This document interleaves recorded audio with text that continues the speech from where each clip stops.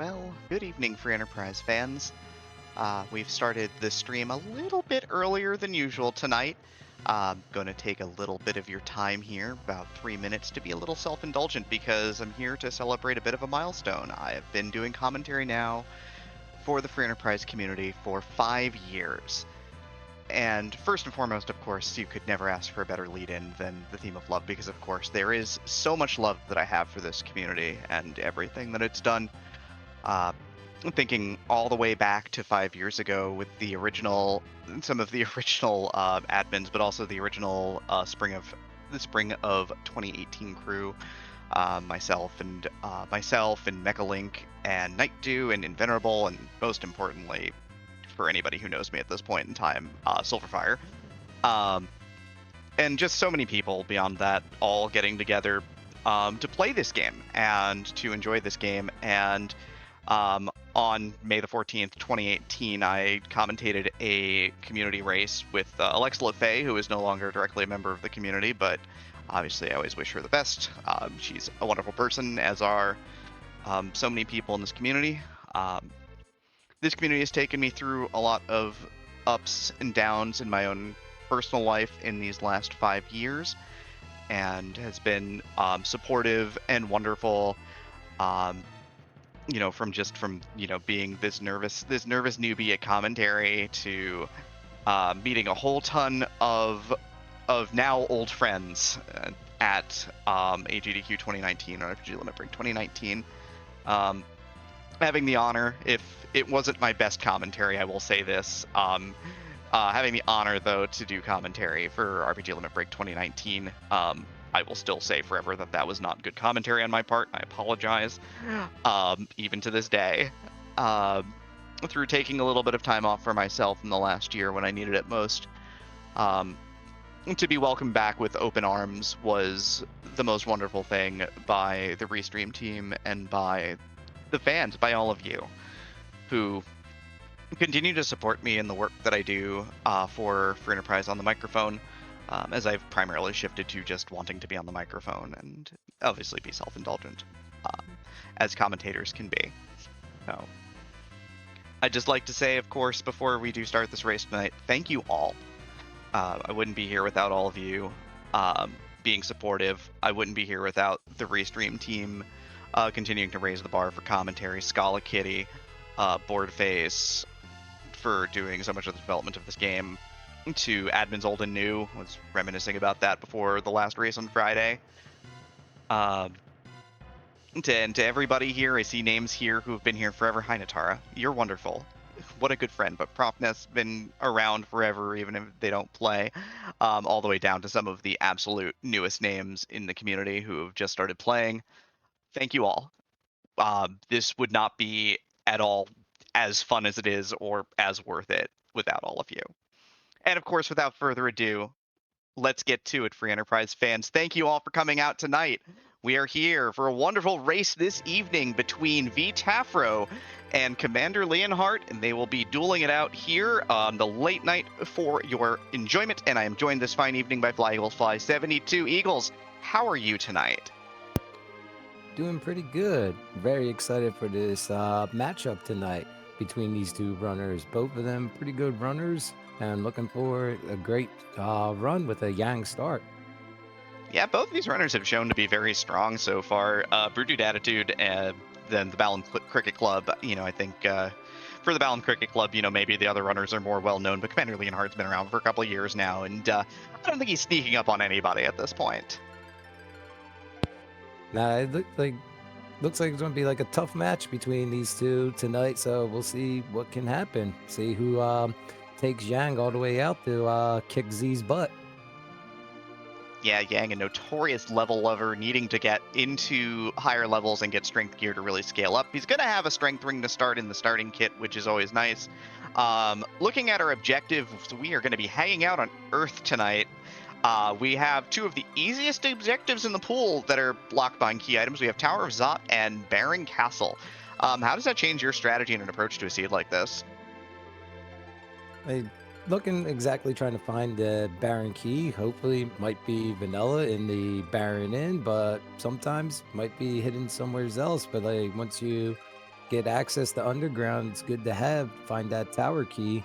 Maybe it could be Dwarf Castle, or it could have even been up on Earth, maybe hidden behind the Cave of Magnus. Yeah, absolutely. I know options absolutely abound for these runners. I'm sure that they're both going to show us a very efficient path through these seeds. I know a lot of the runners have been doing a lot of practice. There's been a couple of different looting routes and a couple of different decisions on how you get off the ground, depending upon when you get underground access. And with only one other person sort of there, you've got to make quick and decisive decisions rather than, thinking too hard about what's going on. Yeah, and it's going to be decision if they try to see if they can find some adamant armor to at least help out. Yeah, still exceedingly rare, but hey, the pigtail will turn into it if you find it. It's a great piece of gear for Yang with all that strength, but there's some power to go on the side. Let's get Edge in this group here. Let's get the heaviest hitter that you can start with in the seed, and we'll see. Antlion is going to be waiting for us later. No key at him, just a tiara, but hey, if we find a caster, we'll be very happy. Now, if you got an Edge start, do you head straight to Eblan Castle, Demi? Eblan Castle's sort of a hit or miss thing. Like, you can't fight things yet. Edge doesn't have any gear really. Like, Flame is nice, but you still get pummeled by what's out there. I know in my practices on this flag set, I've liked just dropping into Baron, which is kind of an older meta call, but VTafro is going to go right into Baron, and Commander Leonhart is going to go up to what looks like Watery Pass.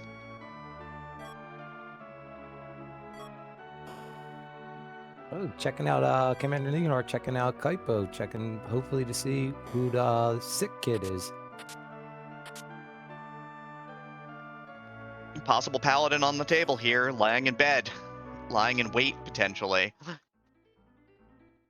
Yeah, let's hope to find that Sand Ruby and at least go Paladin right to the moon. Yeah, gonna give us a first look at the item shops here. There's an Ice Brand sword, which is kind of nice. Gear 3s are here. You do have rune rings. You get 10 of them. Most people sell 6 to 8 of them to start the seed because, hey, getting money. Getting items. Gonna grab 10 Cure 3s, which are nice to have, especially in a white mage. Gearing up, there's only claws right now. No swords for Edge, so, we'll be doing some looting and scooting and chopping and going right now. Starting out with the claws on both Edge and Yang, so they're going to be clawing their way to victory. I mean, Edge hopefully will not be clawing for long. He does not get the innate strength. Boomerang for Commander Leonhart. First boss located, it's Leviathan. VTafro decides that he wants no part of that, resets out to just outside, and will be on his way. It's a nice little easy check just to see if you might hit the Gauntlet or even Golbez in that little spot. Yep, both our runners are going to get blessed by a Boomerang here, a Flame Spear, another Thunderclaw, not that we needed it, and there's an Hourglass 2 in here as well. So, a lot of decent starting stuff, which is nice. So we'll see how this helps our runners continue getting off the ground.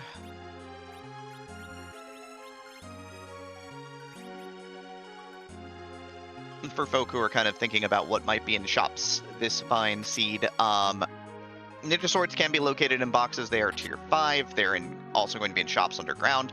Your weapon choices on the overworld for Edge are, generally speaking, you have the one Assassin Dagger you start with in your inventory. You've got access to longswords at the top end in shops at tier 4. So oftentimes runners will want to grab those. Mute Knife is the creme de la creme in my own personal opinion, being able to kill mages, because against Asura or early Mega Sisters, you can go ahead and tear that apart. So we'll see, again, how much shopping these runners do. All right, no Assassin Dagger in this flag set. I'm very good at this.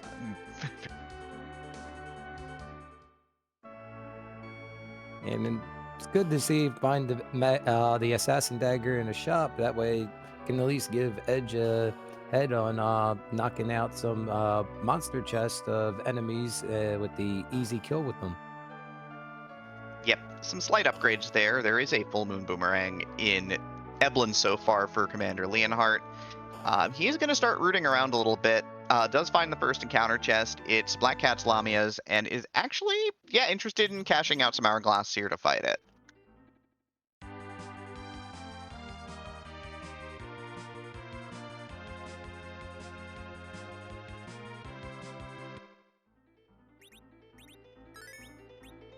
Very interested to see if Commander Leonhart uses the life glitch here to get some more experience for both Edge and Yang. Looks like no. Looks like he needs to kind of push damage, so I think he's just going to go and try and push damage on these locked out enemies, rather than worry about the life glitch. VTafro playing very directly. Speaking of mages, the Magus Sisters are up here on the mountain, but more importantly, it is your boy It is your boy Kane to go with your Yang. So more physical fighters this evening. Got the spear going.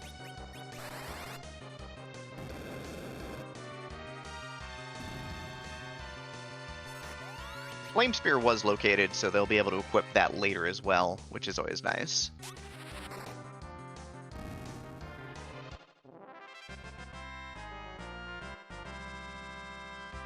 Reward for Commander Leonhart was a defense sword, so a weapon for that Cecil potentially if the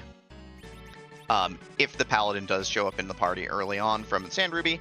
Another weapon achieved here, longsword located for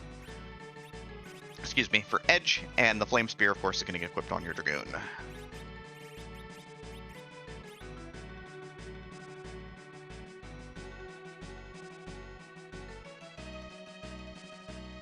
Now with these 3 characters, thinking about going to check out Fabul or heading straight to Antlion Cave?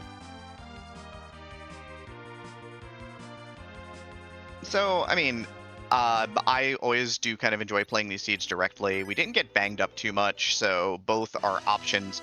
I'm going to take the full heal first here, while Commander Leonhart is going to continue cashing out the hourglasses that he's located for experience and items. VTafro is just going to keep giving us looks at key items.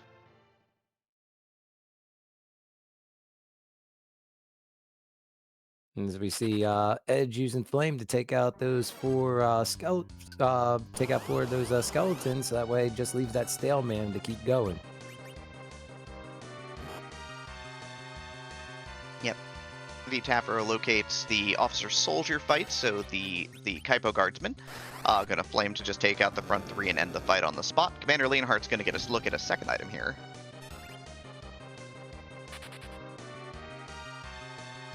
Ooh, an Excalibur. Now we've got swords for, you got weapons for Kane, got an Excalibur if that Cecil comes to fruition. Holy Sword for the Holy Man is pretty good. Yes, it is. Like looking around for that Sand Ruby just to get that Cecil and get him right to Mount Ordeals to turn him right into a Paladin. It's looking very good right now. Yep. On the flip, VTafro finds not a key item, but a slip of paper, pass in hand. So the Earthside passage to Zeromus will be in play for sure for both of these runners. Yes, it's very nice to find that pass, because if you complete your objectives and you're not on the moon, very easy to get right to Zeromus real fast. We see Commander Leonhart have the 3 Mad Ogre chest. Here, like, the neat thing, using Edge, having him, you can easily sneak from these Mad Ogres Bacchus wine, so that way you can berserk one of your characters. Yeah, not a play that people have been making early oftentimes, but they're useful, of course. Self-berserk is a big deal, but they can show up in underground shops, and so runners have been sort of reliant on that and have avoided trying to steal them instead.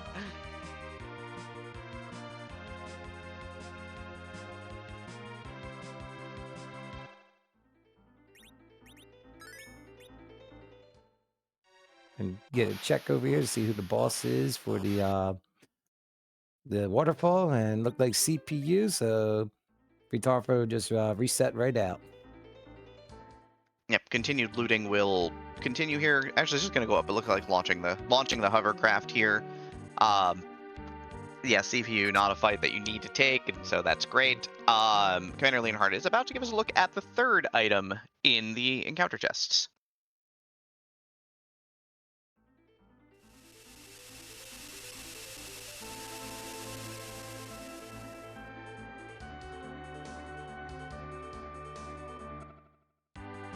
All right, Fabul. All right, Eblan. Eblan, I need to talk to you. You weren't able to defend your kingdom because while you've got all these great swords, none of your ninjas know how to use them.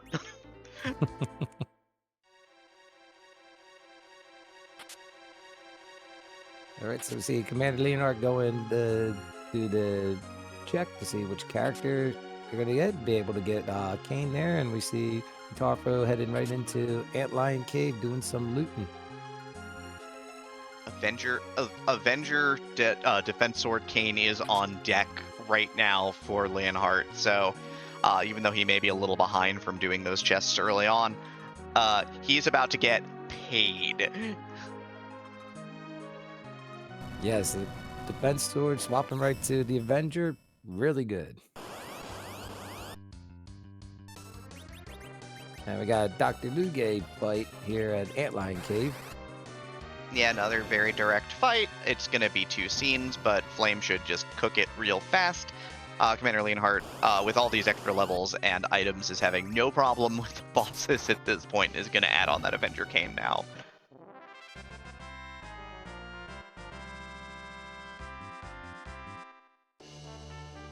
And it looks like we're going to be going possibly hook route to get underground. I mean, this probably drives our runners, knowing Cecil's in the bed, knowing that the hook is in play. Does this kind of drive you to want to full clear the earth, or, you know, do you make an early play at the hook when you've got the levels in gear? I'm looking right now to clear the full earth, but sometimes like you take that gut feeling and just go right straight underground, take the hook route and see who your character is and go straight from there.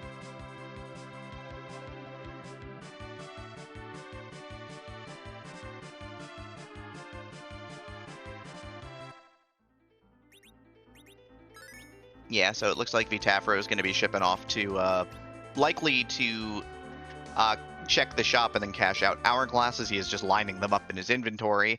Porum here in the inn. I don't think this is going to be a problem at this point. Nah, not with the levels Commander Leonhart has. Should be no problem at all.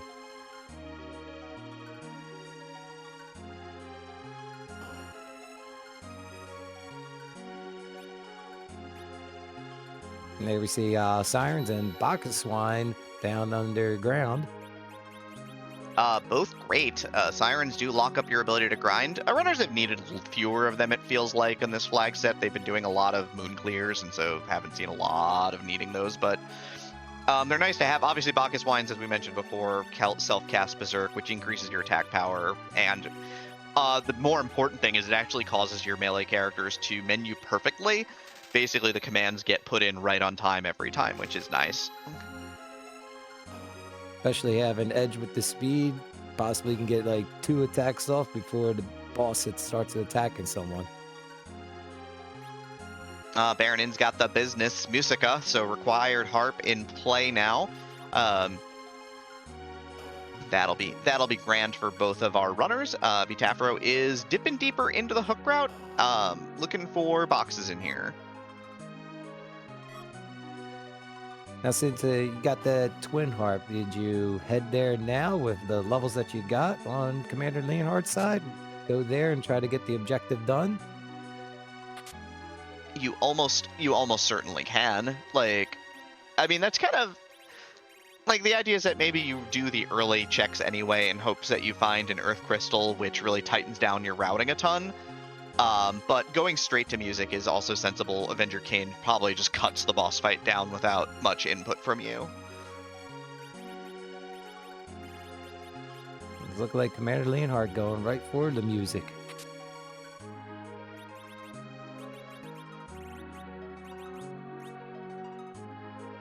Taking do your objectives to the extreme, yeah. I always love trying to catch that black chocobo. They always tend to run away from me for whatever reason. It's because they hate you. Admittedly, they hate us all, but that's neither here nor there. So Tafro is going to give us a look at this this encounter chest with the 2 stalemen in the underground passage now. So we'll see. This is a fourth encounter chest item that we're gonna see. I think treasure max rank 5 has really driven our runners to doing these boxes, even though they're not key items anymore.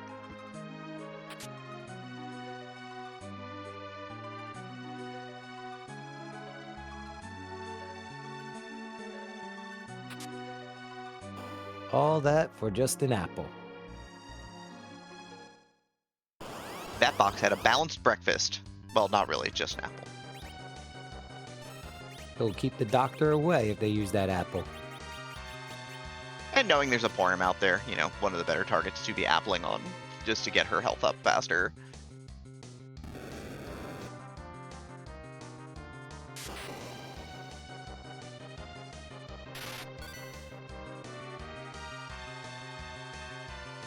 VTafro grabbed a Gungnir Lance from that box, so immediately equips it to Kayn. It's about as good as you can get out of a box for Kayn in this flag set.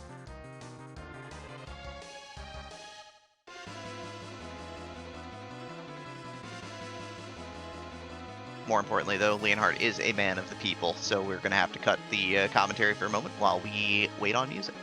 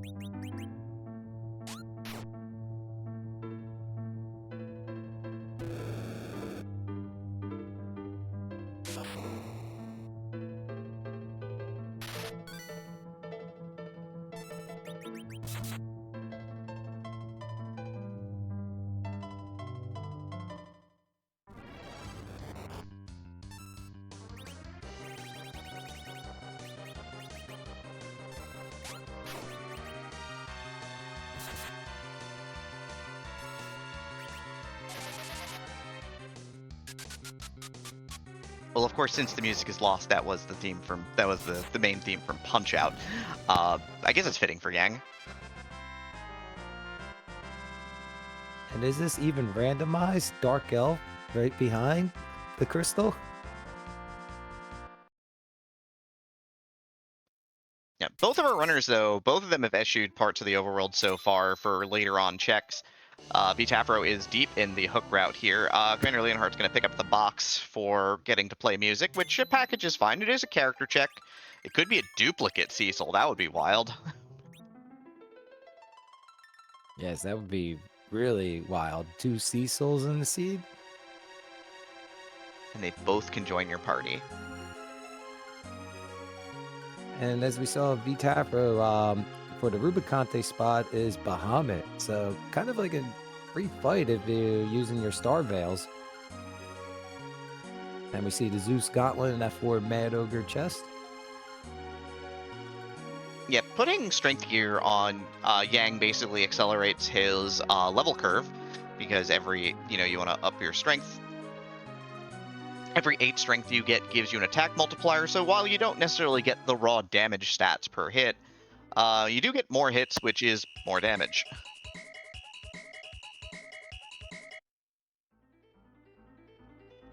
Yeah, Castle Eblan had an Avenger, an Excalibur, and a Defense Sword, so, pretty good stuff.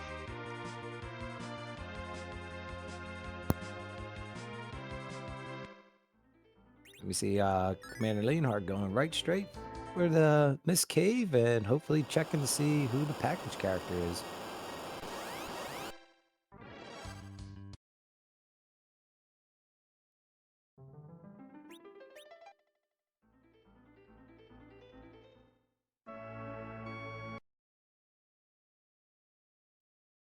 And we got a Prince Edward. Reset comes out unsurprisingly. Edward not exactly who you're looking for with a party that already has Edge and Avenger Cain.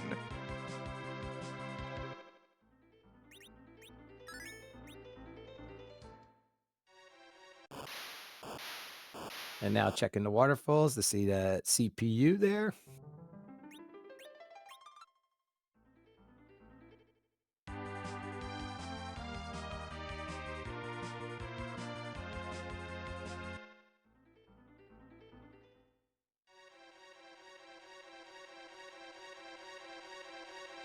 We going to see our glimpse of the first fight. Wonder if it could be one of our key things. A Bull Gauntlet or Golbez.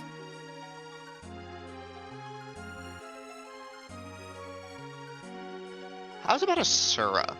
How do you feel about healing? Get that wall right on and get that Cure 3 and Cure 4 back to us.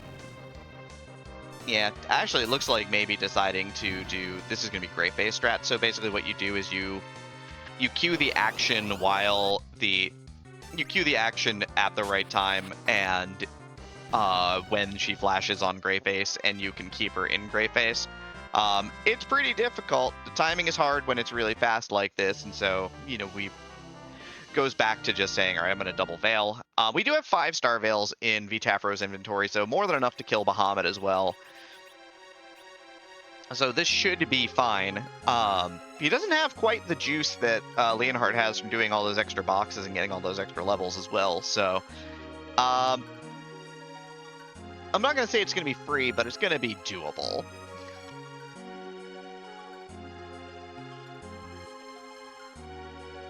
It's just got to watch the timing on your Star Veils and how many you are going to be using during the Bahamut fight.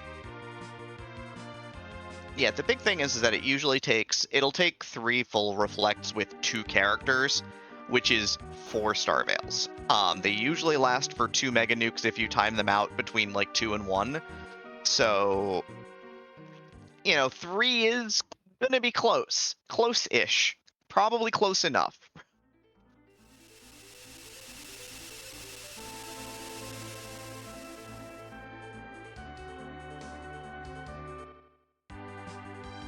We see Commander Leonhart getting the hub for craft and heading towards the underground for Eblan.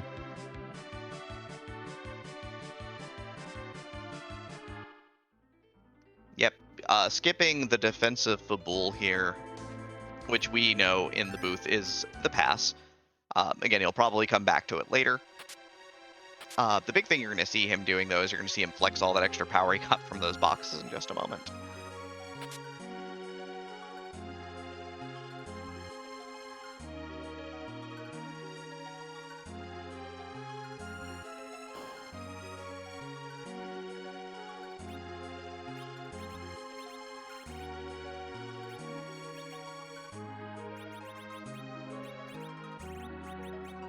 We see Shora down on VTafro's side.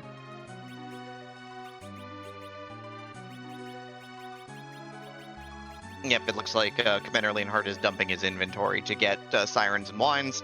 Not a big shock there. VTafro, no save, goes straight in. So it's got the belief that he can do the thing. Now, are you one Demi that goes and saves it before taking out the boss here, or do you just go for it? In 2 different pre-streamed races in the last 5 years, I've rolled up to Bahamut in the second slot, said, yeah, I can handle this, and gotten absolutely wrecked by this fight without saving. I go back and save. I'm a coward now. Yeah, I too am a coward after dying to Dark Knight Cecil being here and just like, you know what? Just save, do the safety save. Yeah, as you can see, we get the full 9999 from reflecting 2 Mega Nukes here. They were pretty late cast, so we're probably going to have them for the second Mega Nuke. We're not quite cranking out the damage, and we're probably going to need the last Veil to stop the third Mega Nuke and get through this fight.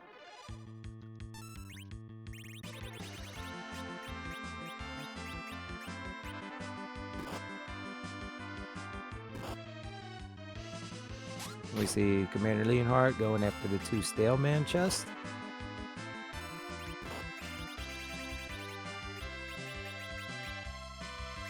Oh, yep, that is just enough physical damage to get the job done.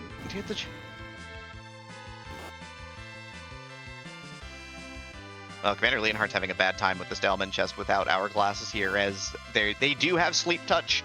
They make you very tired when they punch you with their massive fists. Commander Leonhardt goes down like a sack of bricks.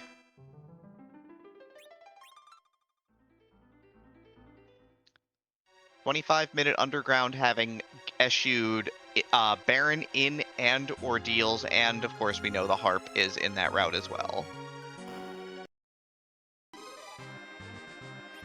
Nice little ninja vest found for Edge. God, these runners are opening all the boxes that I look at and go, why would I open this? And they're just like, oh yeah, it's got the goods. That's why. We open things that have the goods. Yeah, sometimes I skip those chests too and just like, you know what, just keep going, and turns out could have been something good that I needed. Yeah, you don't get loot from the boxes you don't open, so. But yeah, VTafro showing some expertise there, having seen the Bahamut and crashing the underground fairly early on. In fairly quick order, all things considered, but Commander Leonhardt's got the weapons, and so you're going to see that he is going to probably get down faster once he gets to Asura.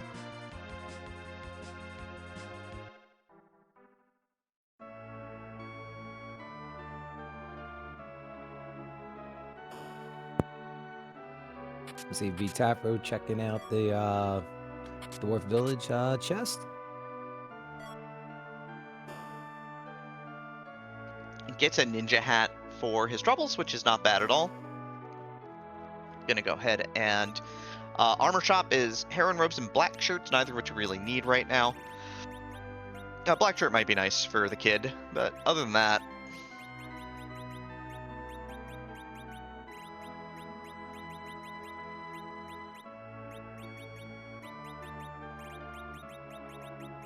And Commander Leonhardt taking his revenge on the Stalemen. John Just to Burkhead. get that apple. Yeah, John Burkhead notes that there was sleep from the cat claws, so getting the sleep touch revenge on the Staleman this time around.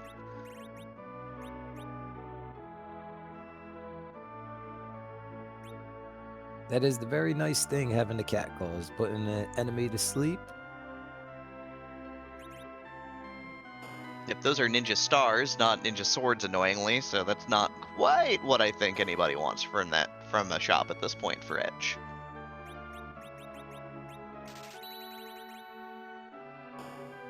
Nice little coffin pickup. Coffins and sirens, you know what that means. Yep. It's time for breakfast.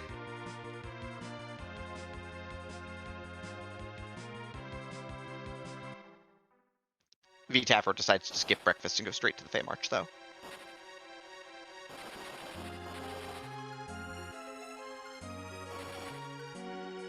I was hoping to get to see some egg cracks before the Fey March.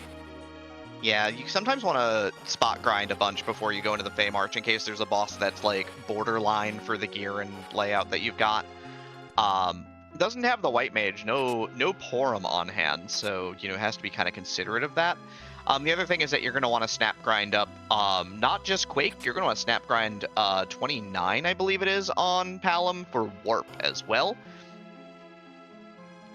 And yeah, isn't that fitting? It's a free Blackrock Darkness Crystal located in the Fey March, where it seems to always want to be. This is completely biased on my part, and the odds are not the same, the odds are not increased that it's in that box, but sure feels that way some days. So with getting that Darkness Crystal, think heading back up above ground and going to the moon to check a free character to get your 5th character, or just complete it out underground?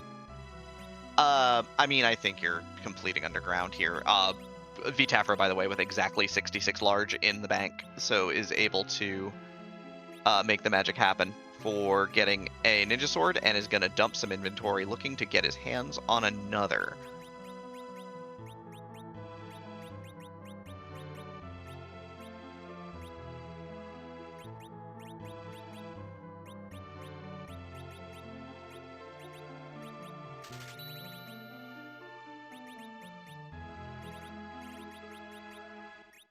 The biggest, truest fire sale of them all. Everything must go, and boy, everything went. Yeah. But it's nice to see Edge with all ninjas and a Zeus gauntlet.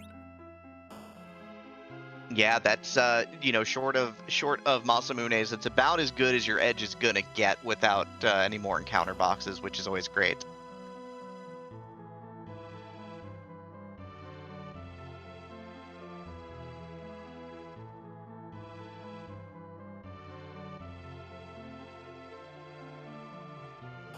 And seeing Kaizen at the King altar and looking like Rubicante at the Queen altar.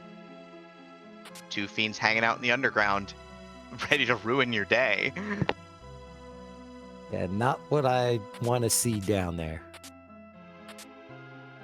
I don't want to see them anywhere, but down there in particular is pretty bad.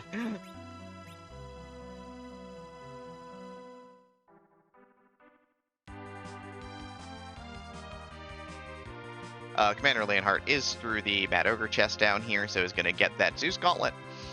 VTafro is going to talk to Yang here, so get the Yang conversation taken care of. This certainly points to wanting to go back up afterwards, but we'll see if he does that or goes to Grind or goes to Dwarf Castle. All those are great options right now with this group. Yeah, I'm one that will just complete the whole underground instead of going straight up after talking to Yang. And as we see, we give Yang a life, and that does nothing to him. He's a little more banged up than that. Goodbye, Sylphs. We love you. Moving on.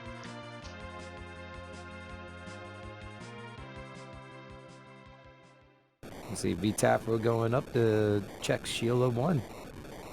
Yep, still has Sheila 1, has Baron in incomplete, Ordeals incomplete. So, and also launching the whale, that is gonna happen right now.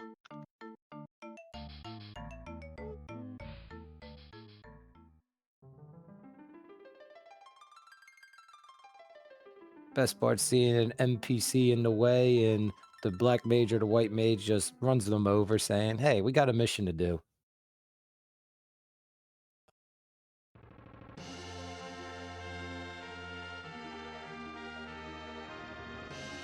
Like, if nothing else, VTafro's play has been exceedingly decisive. He's known what he's wanted to do in these first 30 minutes, which is nice to see. Commander Leonhart, we can definitely say the same thing about him at this point in time. There's been no hesitations in the decision tree at this point, and that does lead him in front of Asura now at about 33 minutes.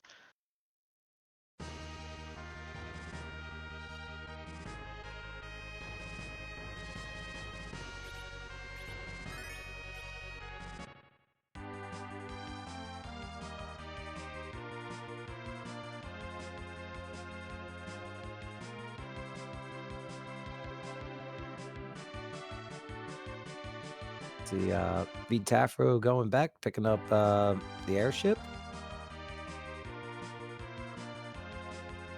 Yeah, no longer needs to go into Cave Eblan, so just going to do some setup drop-off here.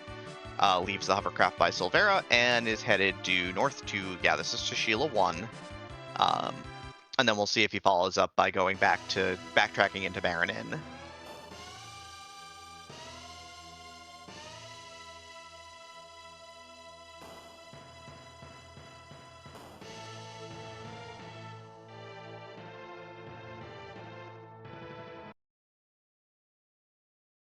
Way we're looking right now might not be an ordeals being done.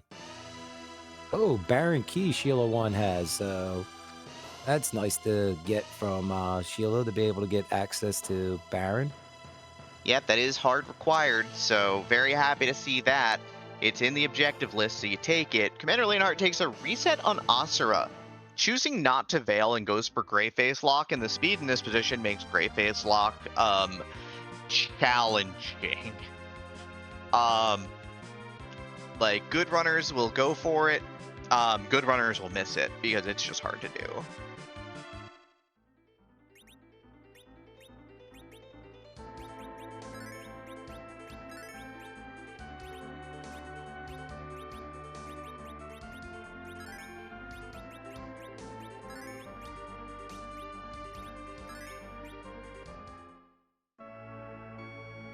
All right, we see Tafro going into the inn.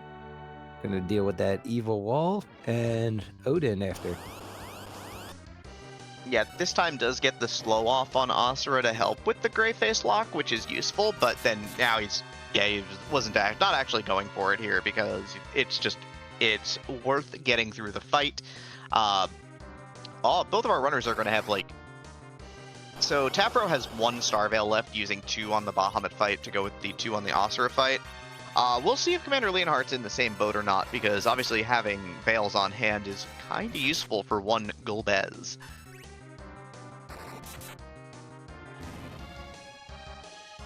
Yes, those Veils will do some work having against Golbez. Be able to block all his magic being used.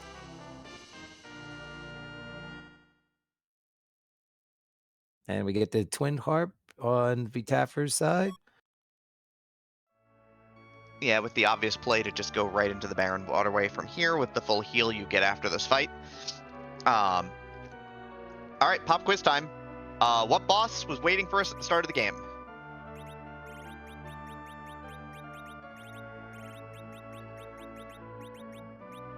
I always end up forgetting which boss it is, because after doing so many things, it's like, uh-oh, and then it's like, oh yeah, now I remember which one it was.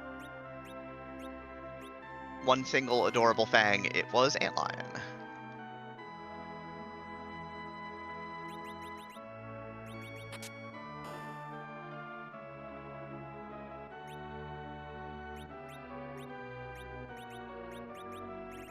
Sorcerer shirts and bandanas here in Baron in the locked shop. Everything must go yet again, I guess.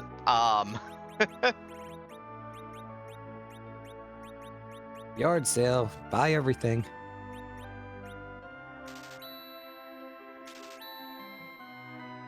So Asura does bite the dust here for Commander Leonhart. He is doing some grouping and setup here. We do know it's Bahamut coming up. He is going back and saving as well. So, better safe than sorry. I totally understand that. Down 2 Star Veils, and we're going to be down 2 more once he starts this next fight.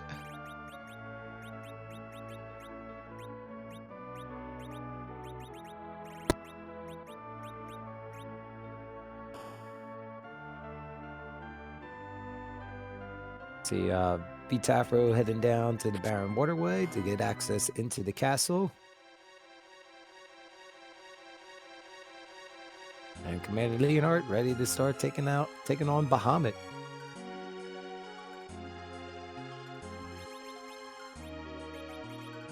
Yeah, he's zerking up here, so he is just deciding he's just going to drink some wine and push some damage early on, and going to use the Star Veil on... Going to use the Star Veil here on Porum. Balamb is throwing a Stardust. And so he's going to just try and push early right now.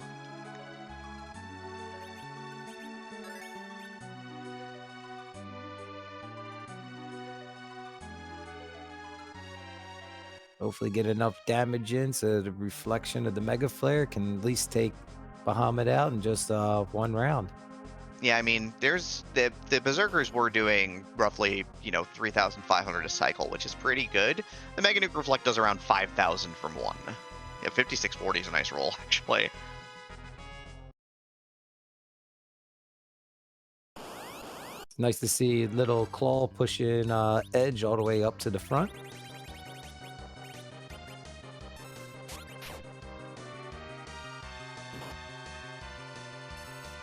Commander Leonhart cashes out Starveil number 2 onto Balamb, brings back Kane, who has figured out how to swing the Avenger, which is good.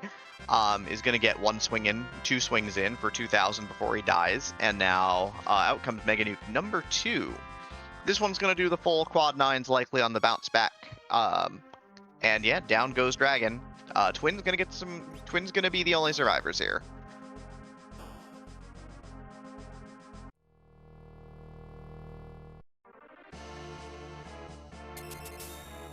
It's nice to see Kane take all that damage, stand up while Bahamut is disintegrating, and then all of a sudden, right when he finishes, just falls right down and goes to sleep. Still, around 40 minutes getting underground with a full clear of the overworld, except for ordeals plus additional looting in Castle Eblan. So, not bad, not bad. You know, not as aggressive as VTafro's play was, and so, you know, it's going to take a more average time to get underground. And we got Mom Bomb on the throne in Baron. Yeah, didn't throw wine, so it's not going to quite do the 10k that you need to do skip explosion here.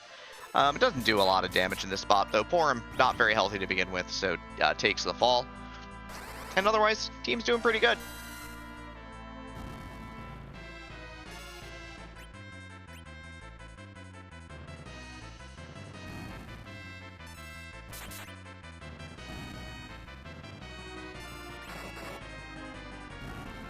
And there goes Mom Bomb down. Getting a completion of the Baron, liberating the castle, and a Cecil. Duplicate Paladin in a required spot. Good times are going to be had by all. Holy Swords or not.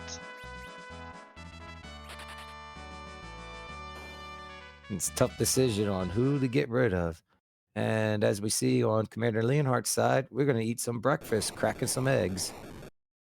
Yeah, I don't think he went down and didn't go down there and buy Coffin, so I think he's going to do this the quote-unquote honest way, which is have Kane swing twice and kill it.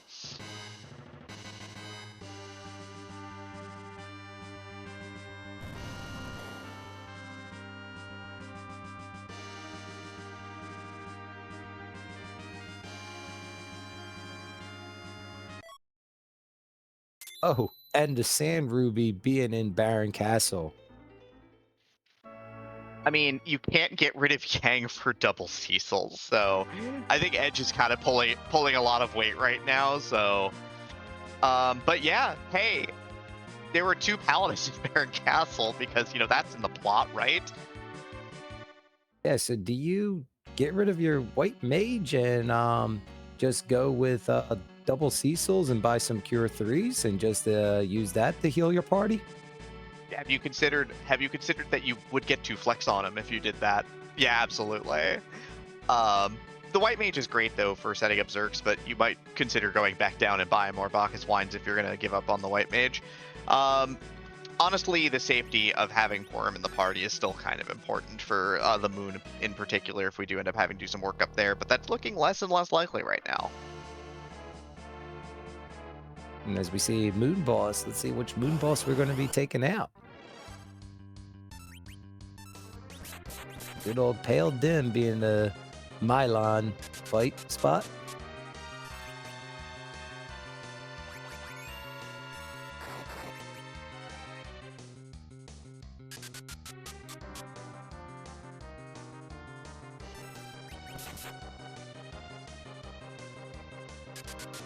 It's looking like Commander Leonhart's going to go into Dwarf Castle and try to see what to get there. Yep, gonna get our first look here. This shop has nothing really. It's got vampires, but we're not interested in that. Our party's got plenty of juice at this point. So gonna dump some inventory though, make some room. VTafro, second boss on the mountain. Well, hey, what are you doing out here? You're supposed to be inside, young man.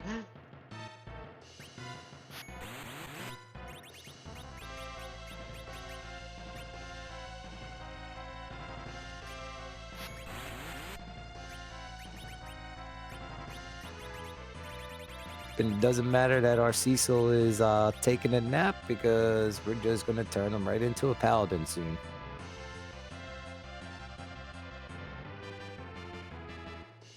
I can't believe we're dealing with the competing law firm Cecil, and Cecil in this seed.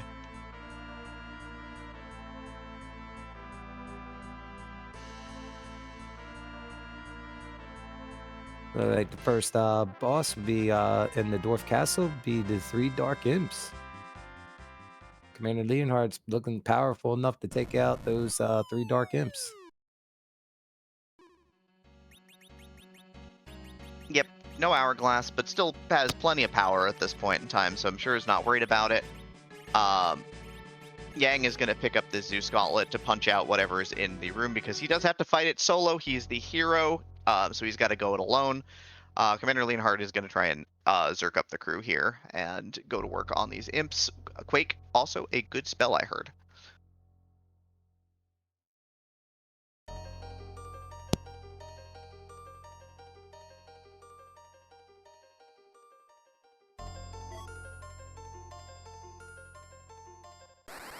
And just a spoon from here, and another moon boss.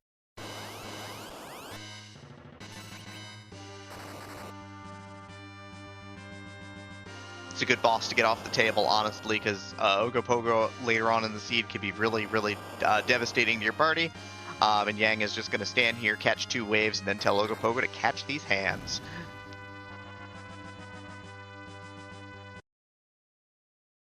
Somebody's going to get these hands, and Ogopogo got those hands. Pretty located as our very vanilla character here in Dwarf Castle. Volvulus is our boss. Probably not a problem at this point. Just gonna aim some attacks her and cut her down. Tafro has a paladin. Does not have the big paladin stick though. Did not get the Excalibur from Castle Eblan.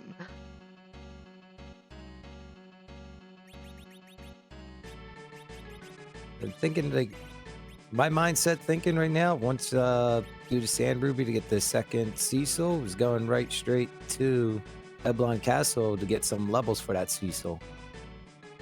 I mean, that would end up being a super good play in terms of getting the weapons that you want. Avenger Excalibur Cecil is a tide turner in easy fights and hard fights alike. And just going with it, like, hey, who needs Kane? Just let Kane go, and you got Yang, Edge, and dueling Cecils.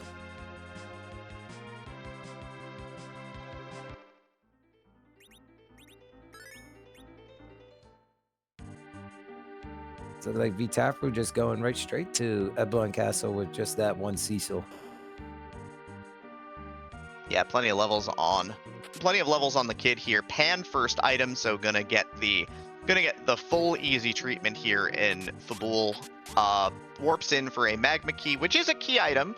I mean, it's only key item number 5, but hey, the pan is great because, you know, hey, that drives you only have, he's gonna do a complete single check of Fabul off of that, which is great. Time to go whack Yang in the head and wake him up. Yeah, it's 3 checks now instead of just the 1. And Chad, I will never say that line. I'm sorry. I have standards.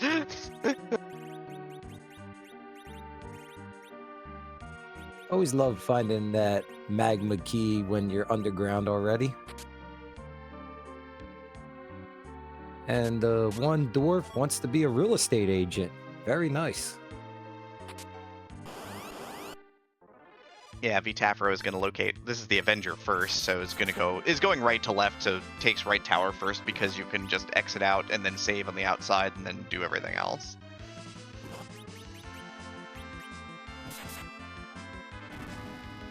Routing decisions in Castle F. Oh, that's the worst, having that dwarf just come right through the middle so you can't get to the armor shop. So you got to go all the way around, huh? Yeah. You get a heron robe down there, so buying the heron robe and equipping it right on our white mage. Yeah, big agility booster, but does reduce your casting stats, so is going to probably try to find a staff better than a silver staff. Silent staff is a +10 your white magic stat, which is always nice.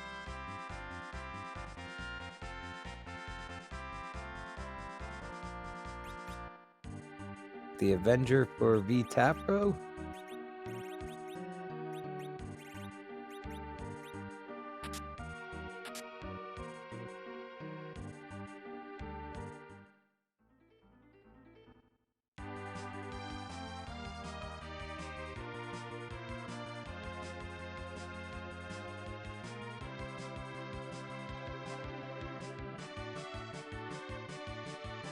We see VTafro going right for the harp and get some more punch-out music going. Yeah, absolutely. He's following the items that he's getting here. This, of course, is required, so you're definitely going to want to get this out of the way. We'll see if Commander Leonhart's got more power than Tafro did coming down here, party in the mid-30s. So we're going to see if he looks at that Kainazo and Rubicant and/or elements we don't know which, and see if he's going to go do that. It's worth a shot to see, especially having the levels and the equipment that Commander Leonhart has. Worth a shot to see if you can take out Kainazu or Rubicante. Yep. Notably, Chad is a little up in arms. VTafro only did right side and left. Got the Avenger and was like, I'm good. Wandered out. Porum is just like, I'm afraid of these guys, and cast exit, leaving the Feymarch.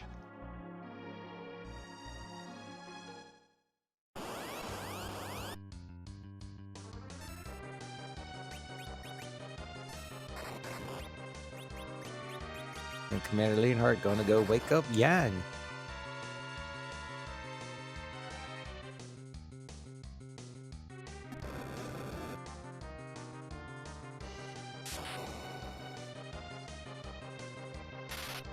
Yep, and of course Sheila 1 had the Baron Key, which is always nice. So again, that's also required here. Tafro is going to make it through the cutscene here, and that's nice to see. Completely free, obviously, but hey, you know, done is done. Let's see what we get for the Pan Bonk.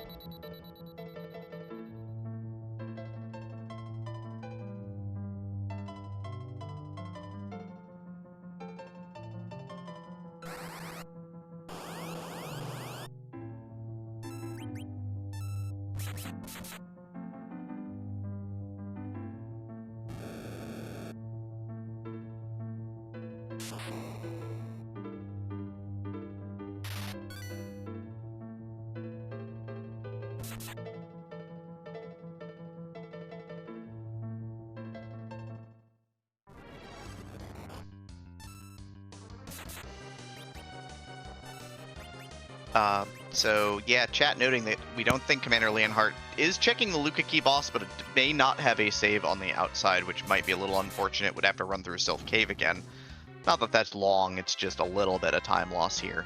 Or locates a boss that he needs, which is great. Tafro churning through the first boss here, or churning through the heart boss here.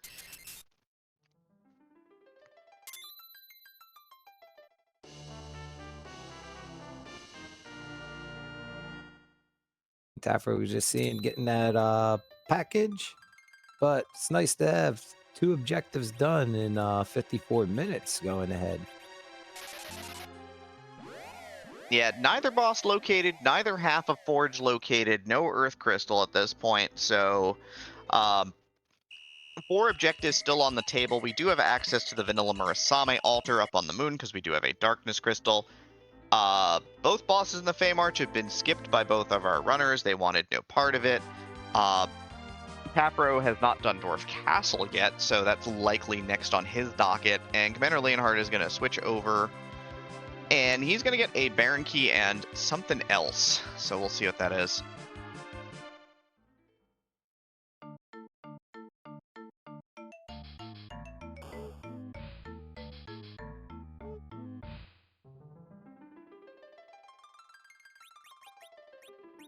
See Tafro going in and switching party members up.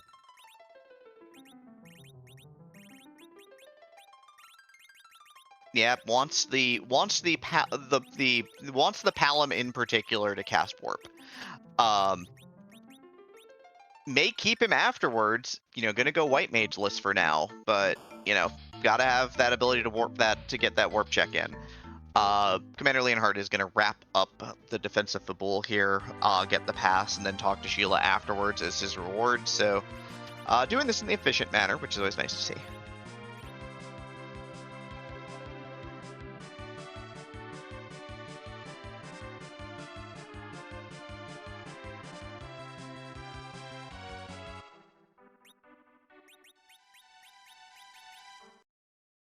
We see Tafro rearranging inventory, get the coffin put up, and looking like might crack some eggs also.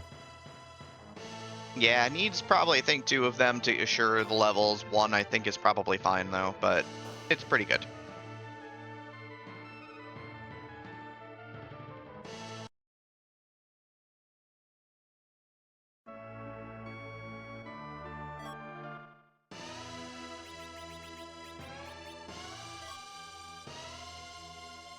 And Sheila too, holding the crystal sword. Oh, this is just getting better. An Excalibur and a crystal sword. Definitely would want those 2 Cecils.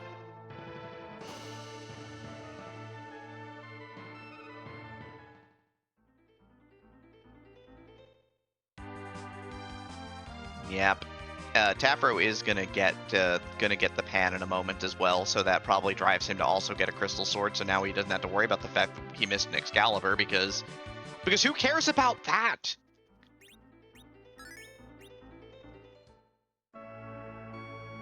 Yeah, who wants the Excalibur when you can have a crystal sword?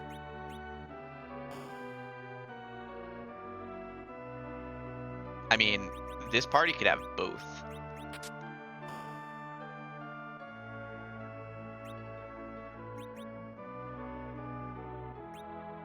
I really never, when I played this game when it first came out, never knew nothing about that crystal sword.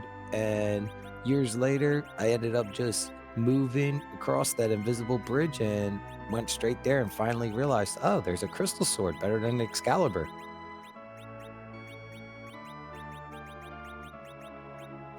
I mean, when I was a kid, I didn't have a lot of games. And Final Fantasy 2, well, 4 now, but was 2 in the States back in the day, was one of the few games I had as a young Demarine. And so I completed that game pretty thoroughly. The only thing I didn't get when I was young was an adamant armor. I did not know nothing about adamant armor until the Free Enterprise, and seeing that there was a pink tail, I was like, where's this pink tail? And did the research. I was like, oh, okay. Yep. Not basically near no one actually knew about the adamant armor, it feels like. As we see VTafro doing the quake right on those 3 dark imps. It sends them down the deep ravine. And we see Commander Leonhart heading through Baron Waterway to go take out the Baron Castle.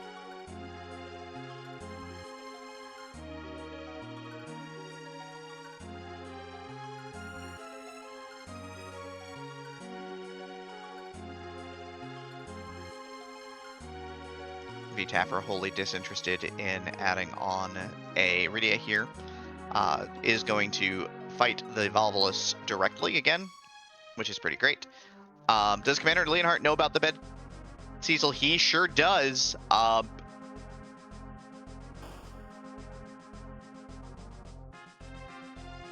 That was one of the checks when in the beginning, first like 5 minutes, Commander Leonhart went right to Kaipo and seen the bed Cecil before checking the waterways.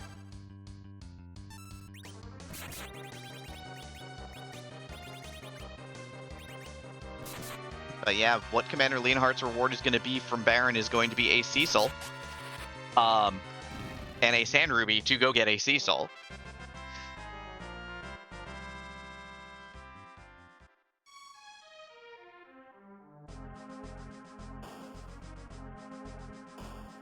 Just one more fight to get through to get that Cecil and then to get that Sand Ruby.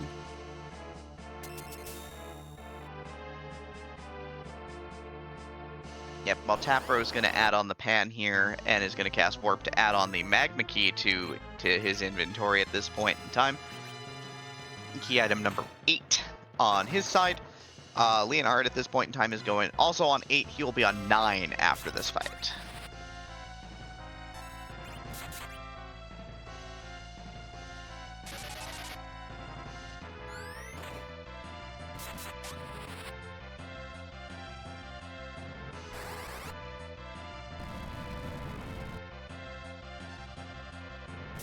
But our runners' options are sort of thinning out, Eagles. We've got Keyless Tower. We've got those two bosses in the Fey March, both of which who looked a little frightening. And we've got the moon in front of us. That's it at the moment, really. What's your play? Where are you going? My thing after doing this is just going straight to the moon, and since we got an objective up there to clear, doing that first, and then completing all the moon bosses, because there could be a Golbez or a Gauntlet right on the moon, and now all of a sudden you got 4 objectives done. I do like that play. I gotta admit. There's key item number 10 with the spoon for Tafro as well. So key item number 10 here is done. Commander Leonhart has a Crystal Sword and an Excalibur and knows there's a second Cecil out there. He doesn't need Edge anymore. Edge's day is done. Dunzo, Dunarino. It's like 2 Masamunes can't hold a candle. Be so long, Edge.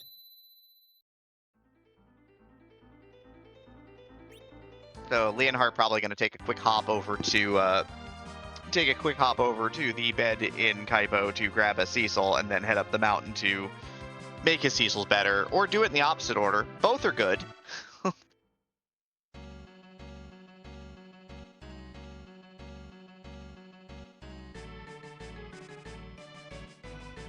Yep, might as well knock it out while you get the party instead of having 2 Cecils. Right? Might as well have your Kane, your Yang, and your mages help take out these bosses up here on the ordeals. That's fair. Understandable. Good play. Okay, well, Tafros was like, Crystal Sword. Love that. Gonna equip it now.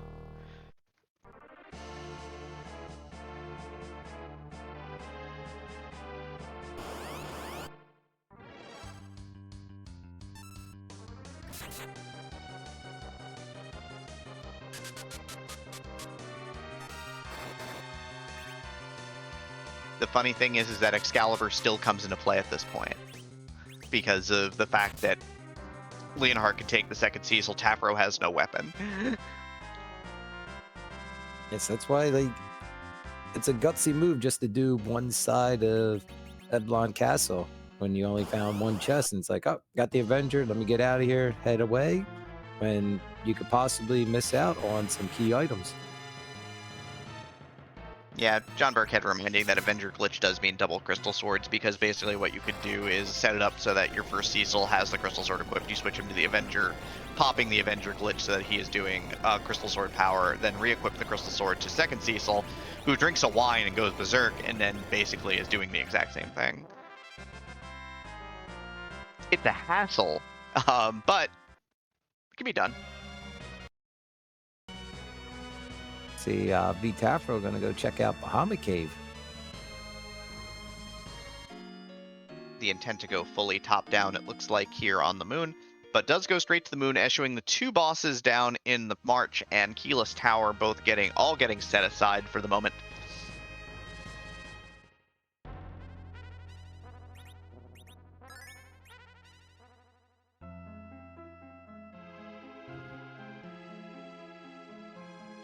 So both our runners on the same set of 10 key items right now.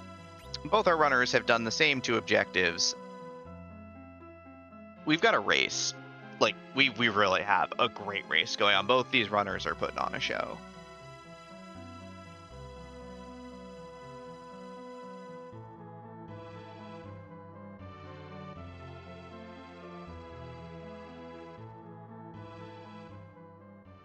Looking like an easy Bahamut boss.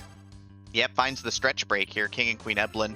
I think he assumes that he's going to do enough damage to this fight to actually fight it out to see if he can speed it up that way. Oftentimes, you can come to this spot real early and see this and go, it is time for a stretch break. Put your controller down, grab a drink, pop your back a little bit because you're old like me, and feel real good about it. Hey, I like those little stretch breaks. My lower back sometimes kills me being hunched over playing. Y'all don't forget to have good posture while you play.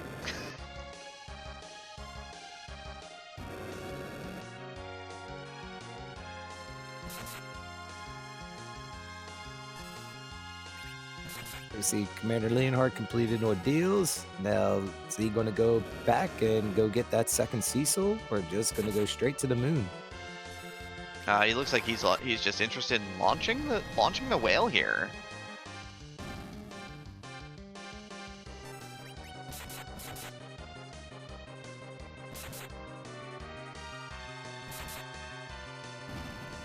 VTafro cuts down the King and Queen of Eblan without any remorse or shame, as one does. And we'll see what the reward is here, starting top down.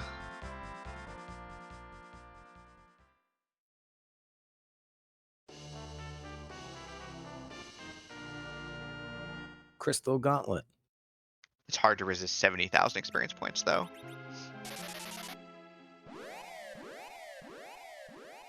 How did we go? Try to take out the hair dryers, hoping for an adamant armor, or just go right straight to see what bosses we can take out? I suspect that he is. Yeah, he's beelining it to the castle here, so he's gonna get the look at the shop first here. We've seen sirens, Bacchus wines, coffins. We have not seen hourglasses. Hourglasses have not been located, I believe. Yeah, I'm good at this game.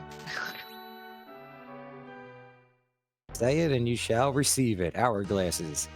I mean, it's the only thing it really could be other than another blank shop. It could have been Leviathan, actually, now that I think about it. We didn't see Levy either. Yeah, it's time. It's double Paladin time. Twin Cecils. The brothers. Nice to see the 2 Cecils going to take it out. We could make believe one of them is Golbez.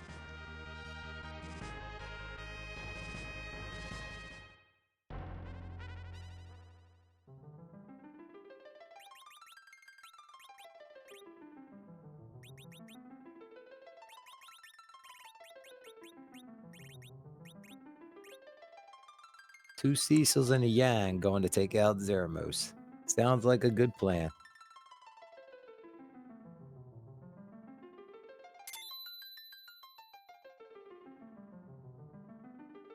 Rose is up here on the dais. Comes into the party at a low level if you take her, though, so probably a little sketchy.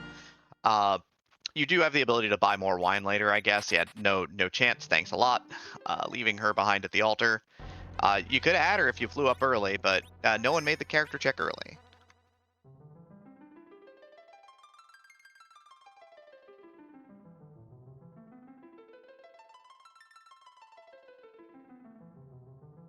And we already have our exit with Cecil being already at the level where he learned exit, so would have been nice to take a look early and get a Rosa there.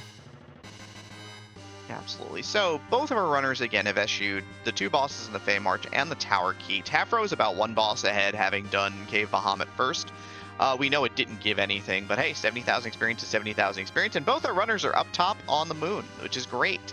Leonhart's going to grab himself some hourglasses, most likely, just in case there's an hourglassable boss up here. It's nice to have them. And our look at the required boss in the required spot, it is another freebie. It's just the Karate Man.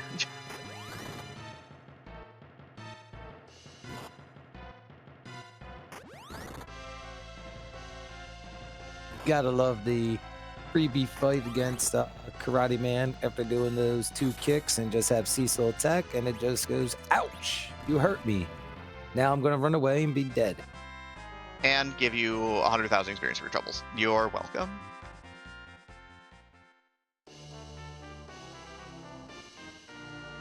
And let me give you a siren. But get the objective completed. Yeah, one of those things is grand. The other one, not so much.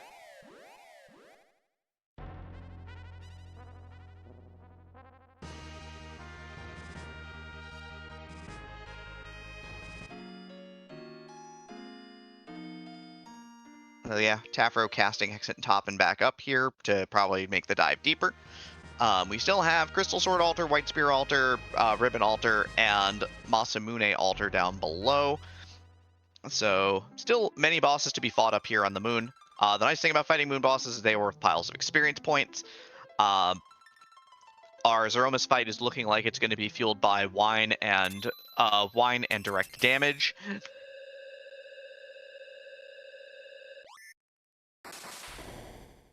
Be very interesting to see if we get the Fabul Gauntlet up here. Or even better yet, on the Masamune Altar, a Golbez.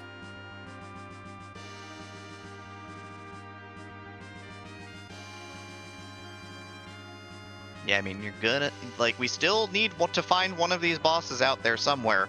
Again, there's a lot, like you said, a lot of bosses up here. It's a good play to come up here and try to do the moon and like get the Earth Crystal possibly as a key item, and heading back to try to do 2 bosses on the Tower of Zot possibly. But my thinking is clear the moon right off the bat and hope for the best.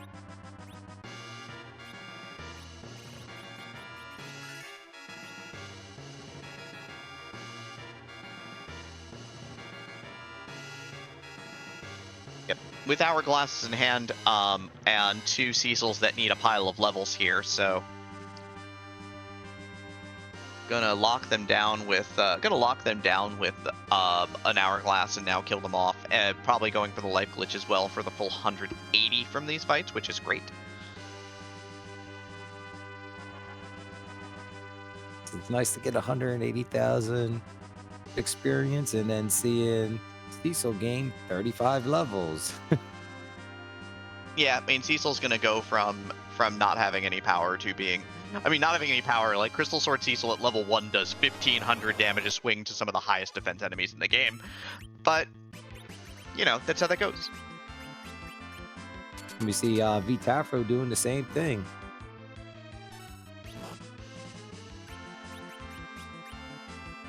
The interesting thing is this is not going to be a Cecil slingshot because, well, I mean, it's going to be a Cecil slingshot, but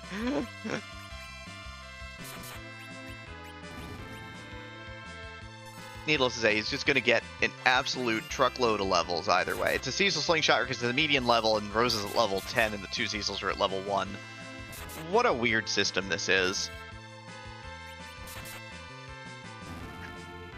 How have people gotten so efficient at grinding in the last 5 years? I'm still not good at it. I just open behemoth boxes. That's the thing. Like I'll sit there and open, try to see. Oh, we got the behemoth. Oh, 2 red dragons. Ah, here we go. Oh, one.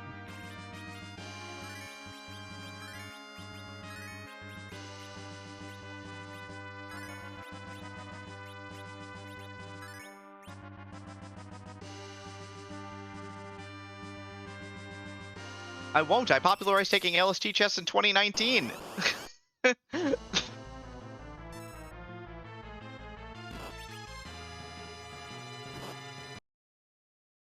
And in the ribbon room, we got 2D Lunars. I mean, you're basically counting on Crystal Sword Cecil to get you there. He had the Avenger equipped though, so he does have to reset out first because he didn't want that. The big thing is that this spot is very healthy. This is the default spot for them. But the Crystal Sword does make exceedingly quick work of these. It's just that when you fight them, they throw up walls and start reflecting viruses on your party at a pretty high magic level. So you do have to be a little bit careful there.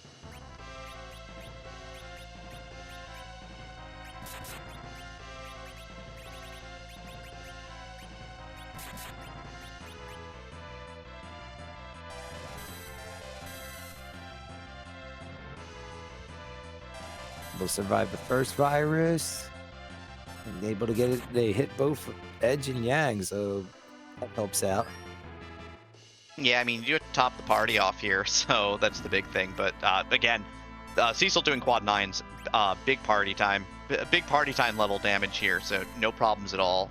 You don't think you care if the Edge lives or dies at this point. Cecil's doing work.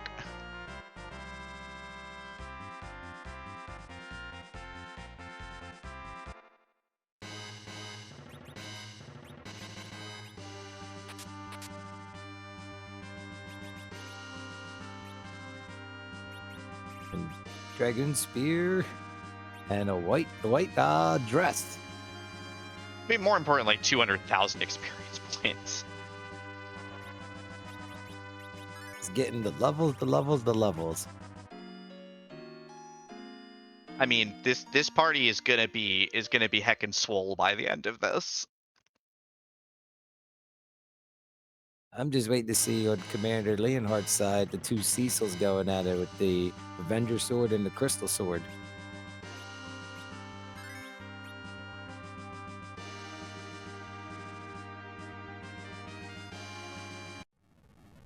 But so far, we haven't netted anything from up here at this point in time.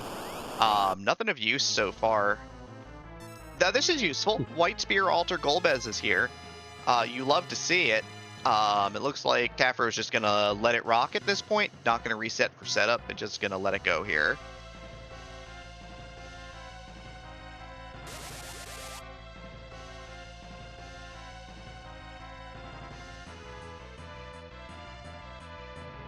Ready to see the real terror of Shadow. Come on, Shadow, time to eat a meal.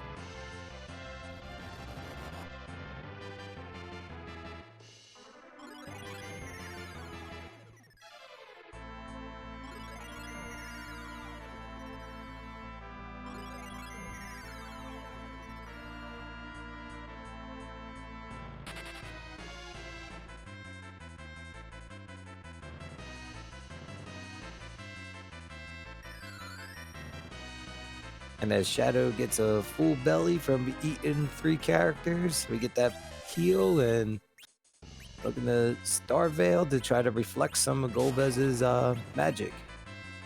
Which is doing a whole 300 damage a cast at this spot. This spot has absolutely no magic power whatsoever, so... all the time in the world to do any amount of setup that you want to do at this point.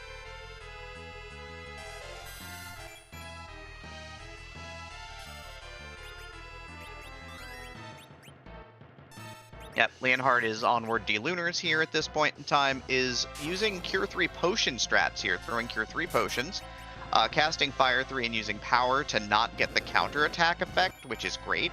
So, a bit of a different view on how to take on this fight, rather than the direct Crystal Sword is very good route that that TafFro took.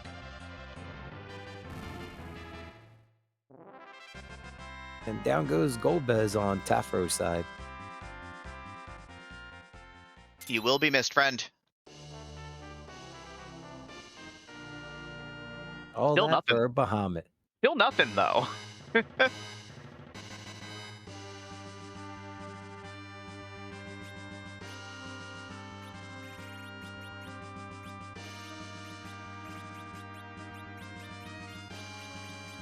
The moon continues to be exceedingly haunted at this point in time.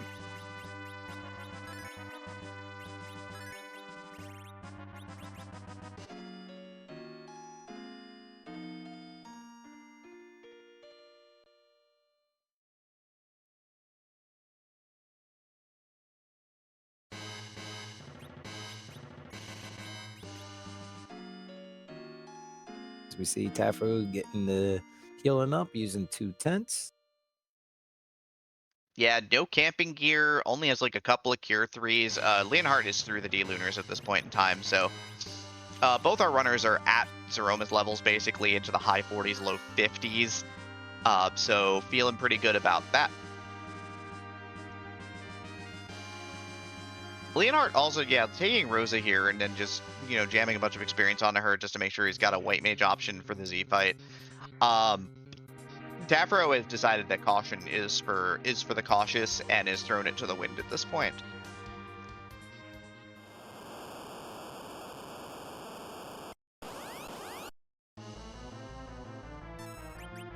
Plague Eyeball here down at the bottom, so a fight that is relatively free. You may need to find a way to like coffin your black mage here and then bring him back to life, but it should be no problem. Basically, the timers will count down. At 0, you die.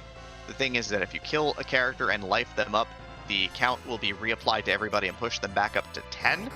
So essentially by doing this, by offing Balamb, we're gonna reset the fight and do it again.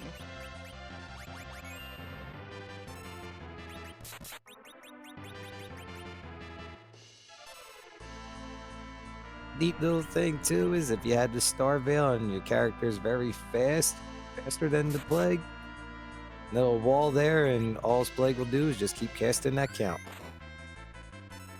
Yeah, the big thing here though is that we're just gonna overwhelm the fight at this point with Trizerkers now.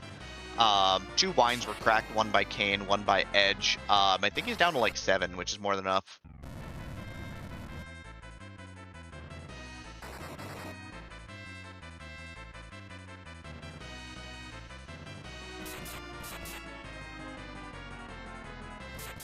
So Commander Leonhart is still about a boss check behind at this point in time, getting through this Golbez fight. Tafro's Moon is done. Wrap it up. Another 120,000 on the books here. Party pushing out towards level 50. We've got the Fey March. We've got Keyless Tower. We've got no more Keyless Tower.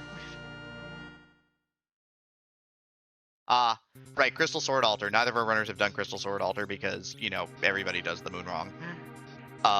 Not really. Like, everyone does the moon differently. Some people love the Crystal Sword Altar more than others.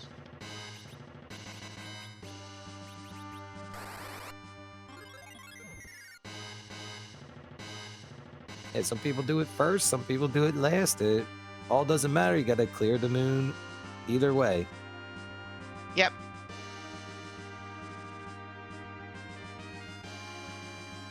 So with a Cecil alive here, Commander Leonhard's gonna have no problem with this Golbez because swinging in a Holy Sword is gonna do just fine, and the spells at this spot are pretty bad. Rose is probably equipped with the white shirt. That virus just missed. It did no damage. But yeah, through and through, no problem here.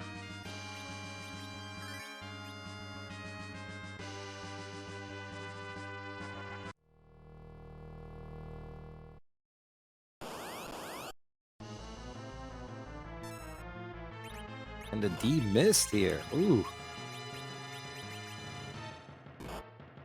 Now that opens up 2 things. Do we do a D miss check or go straight underground to complete the tower?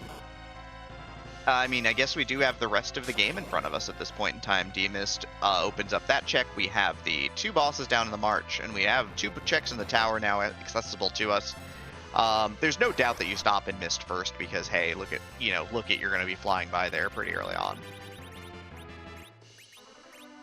And both of them reset out after the package, so got to take the back way into Mist, or else the package cutscene will be going off.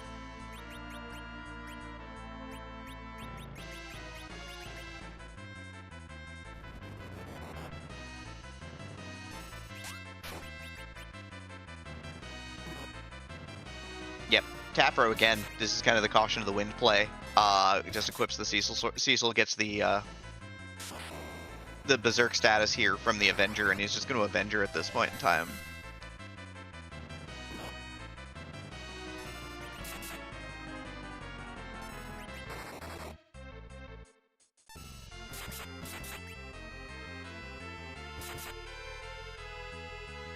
just the damage output right now is just through the roof. No problem for Tafro. Leonhart is set on Plague, and I suspect that he is just gonna have the kid virus himself and do more than enough damage here. Now Tafro's cleared out the moon, by the way. The sweet, sweet taste of vanilla strikes again. Is this even randomized?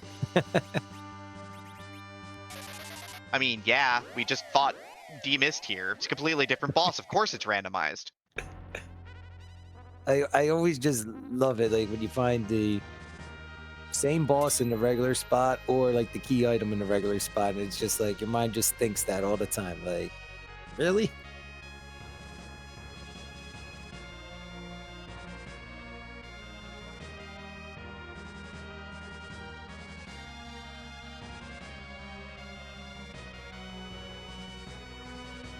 But yeah, Tafro probably, now it's going to come down to flips maybe. We'll kind of see. Commander Leonhart still has the altar, so still has the Crystal Sword altar at this point in time. Is going to get the tower key here, so is going to tack on the tower key. And Tafro is just like, man, can I get enough levels on a second Cecil here? I think he's going to pick up the second Cecil with the second Crystal Sword in hand.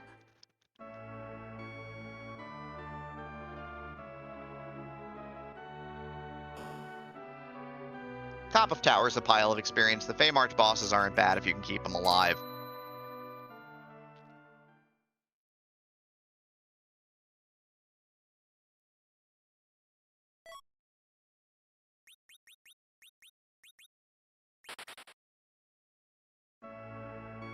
It looks like possibly going maybe tower first to try to get the levels, or just head down the Fey March.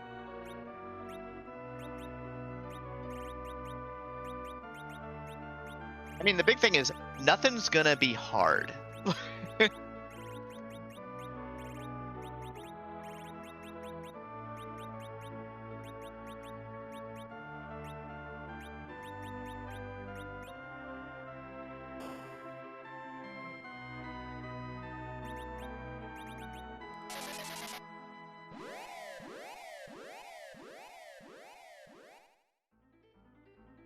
And again, just only one boss battle just separating these two runners. Getting an excellent show tonight. So many good runners in the community, just tearing apart seeds left and right. Tafro to the underground here. Leonhart does reset out. I believe he had an Avenger equipped, so has to reset out and maybe take that off.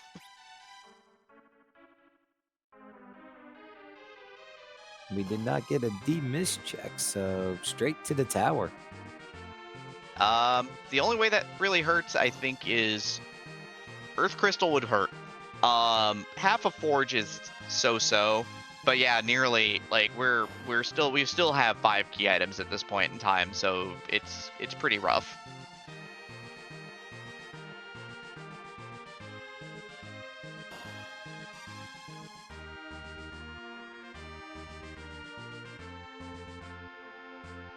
I could see the play here doing the tower to try to see what 2 key items you get, because never know, you could get Legend Sword and the Adamant, or Fabul Gauntlet.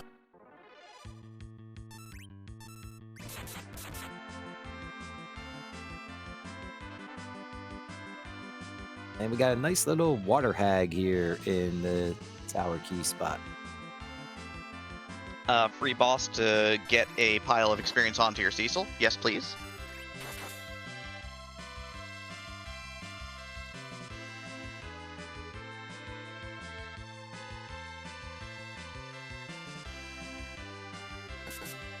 Believe in yourself and be strong. Arc.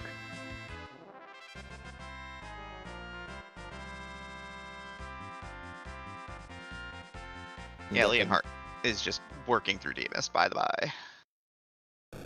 Got the 19 levels for Cecil there. There's more experience points at the top.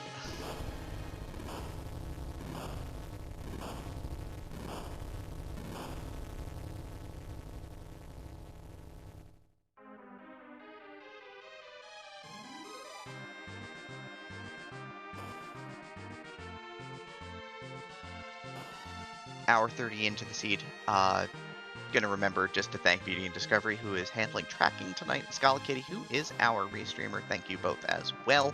Leonhart is gonna wrap the moon up here with levels to spare. We are gonna find out who's the boss in the Fey March, because we're gonna look at the boss who's up here, who's also a Rubicant.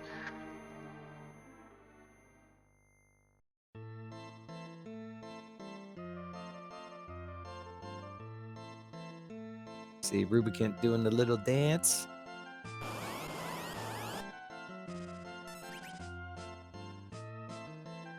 And we got the elements up here. So down in the Fey March is Rubicant. Cecil just murdered that Mylan Z clone. Like, on the spot, just destroyed. Oh, Legend Sword. Half a forge. Getting close.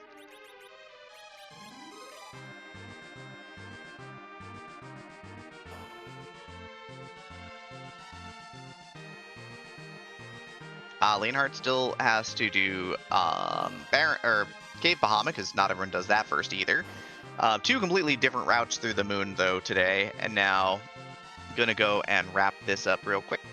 We know this is King and Queen Eblan, so is completely free. Does like 4 damage in the spot. It rules.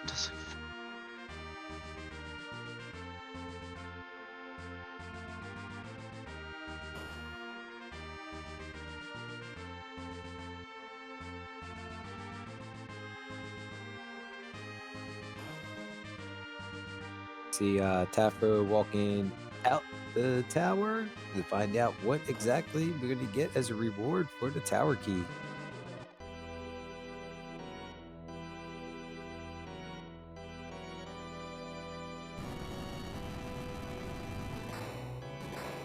Yep. The big thing is I am really hoping like right now this kind of needs to be like the rat tail or pink tailed, maybe drive Tafro back up top and make sure that he gets the missed check in. Oh, there it is. Got the forge. Forge Tower. The whole thing is there.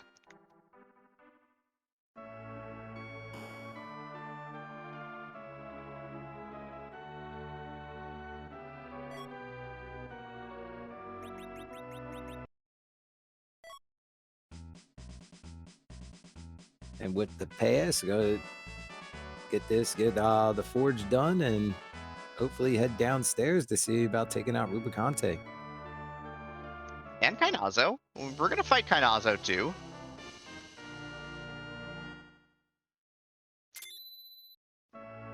Like, if we're going down for one of them, we're killing them both.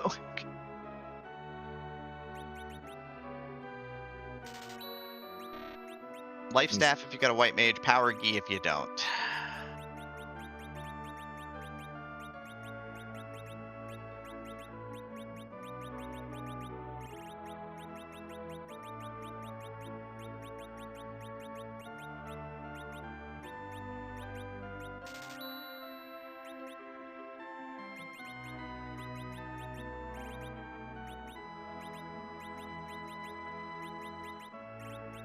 So more power to these Cecils.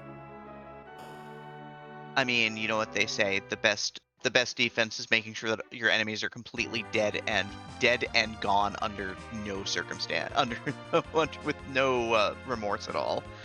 Tapper's headed back up, so probably going to catch the missed check right after Leonhart does, which gives us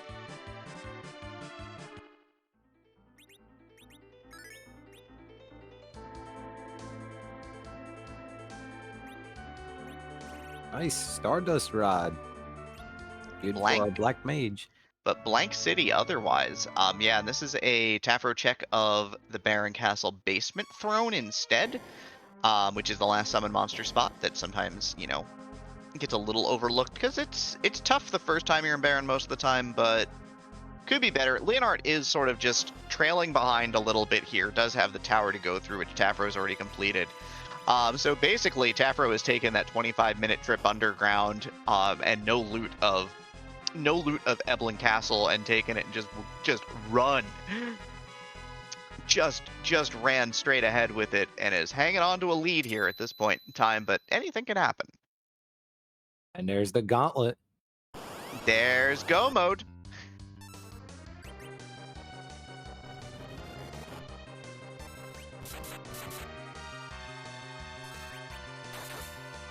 Something good to see. Don't have Yep. to go underground to take out those two fiends. Completely skip them. Just ignore them. They're not there. The Tower of Zod is long. We don't want to do that.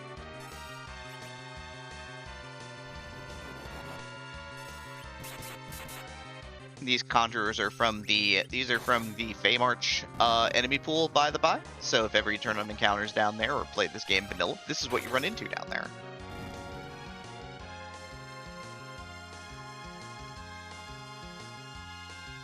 Well, it's just to get some more levels on our Cecil.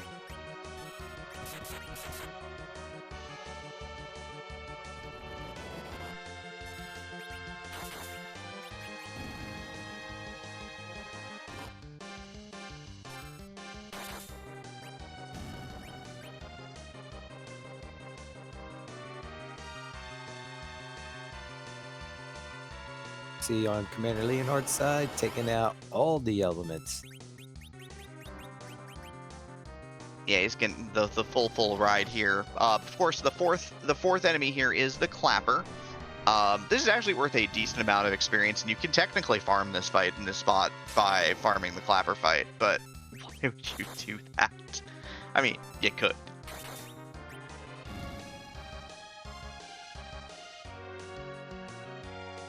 Got enough. We got two Cecils, Edge, and a Yang. Got plenty of firepower.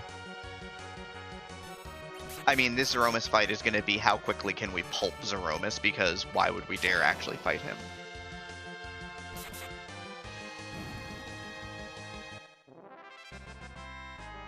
Our 36 and change into the seed. Tafro is going to have the 6th objective in place. The Bull Gauntlet is down. Crystal is here.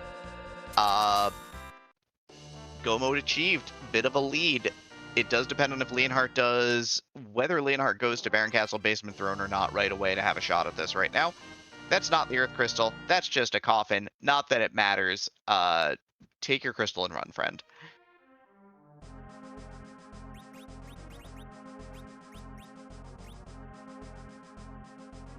You beat up all our monsters. Here, have a coffin.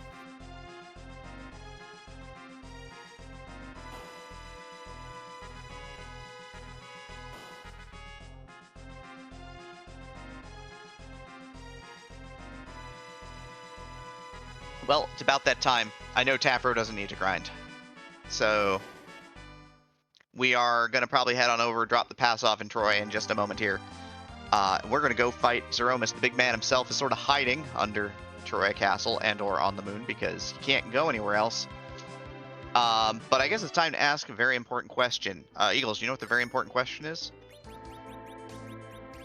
Who's behind are we going to kick tonight? No, actually, it was going to be why am I awake at 11:48 p.m. I'm tired. Yes, no. No, you got it right. We're here. There's over 600 sprites in the pool now. Number very large. Some fan favorites, some new mixes, could be a little bit anything, and we're going to see in just a moment.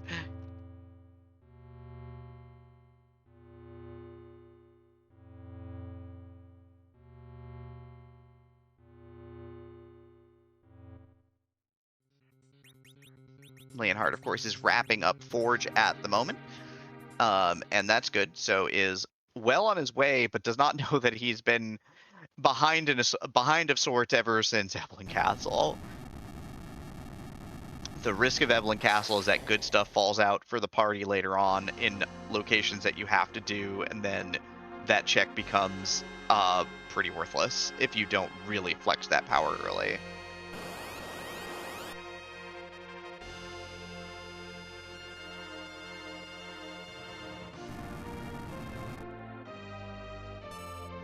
Let's see whose butt we're gonna kick tonight.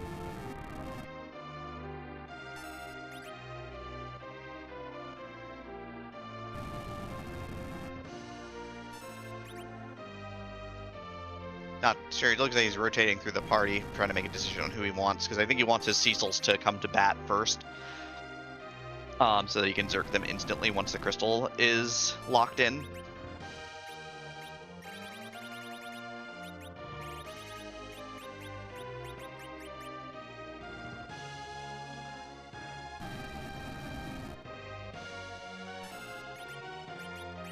Didn't see a Silk Web, not that I think that's going to matter here, but there's the Shake. That Cecil's locked in, Crystal comes out, and here we go.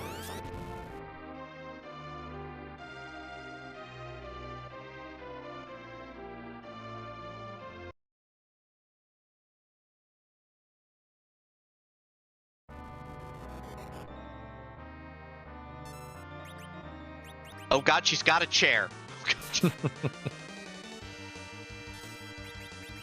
It is looking like we're going WWE style. From the Final Fantasy VII remake, it's Aerith with a chair.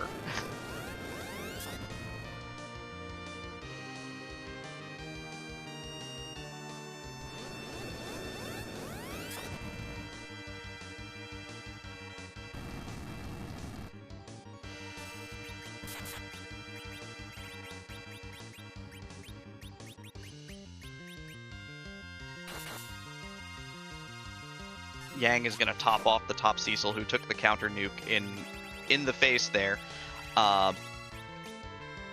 Otherwise, not much to be done here, everybody. The Cecils are running.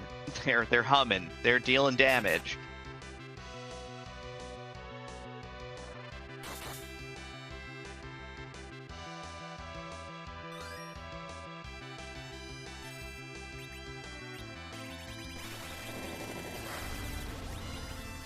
Darted the spoon, doesn't have any other darts, so I guess it's time for Edge to join the parade here.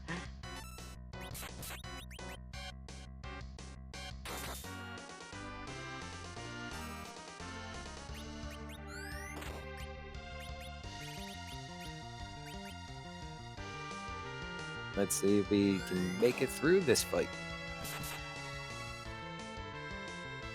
Seeing the two Cecils just dealing out the damage. Yeah, Tapper doesn't even care about counter nukes at this point in time. Just throwing them out, just letting it rock. No reflection, no subtlety. One of the Cecils is going to go down, which is not exactly the best, but hey, that's the risk you take.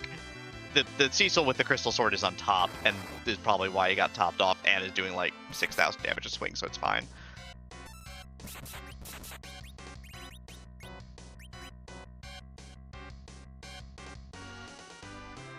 And we're in Meteor phase already. Yeah, Tafro don't care. just let it rip.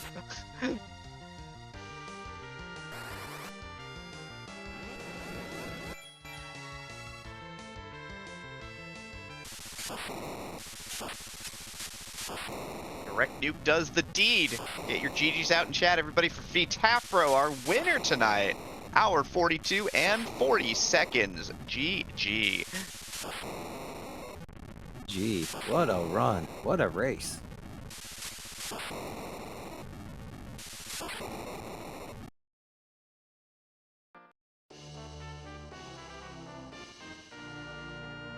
Let me see. Commander Leonhart getting the Fabul Gauntlet done in the basement to get that coffin and the crystal. Yeah, putting down a very good run. Just got beat by a runner who's a little bit better today. Commander Leonhart is going to go and fight Zeromus in a moment as well.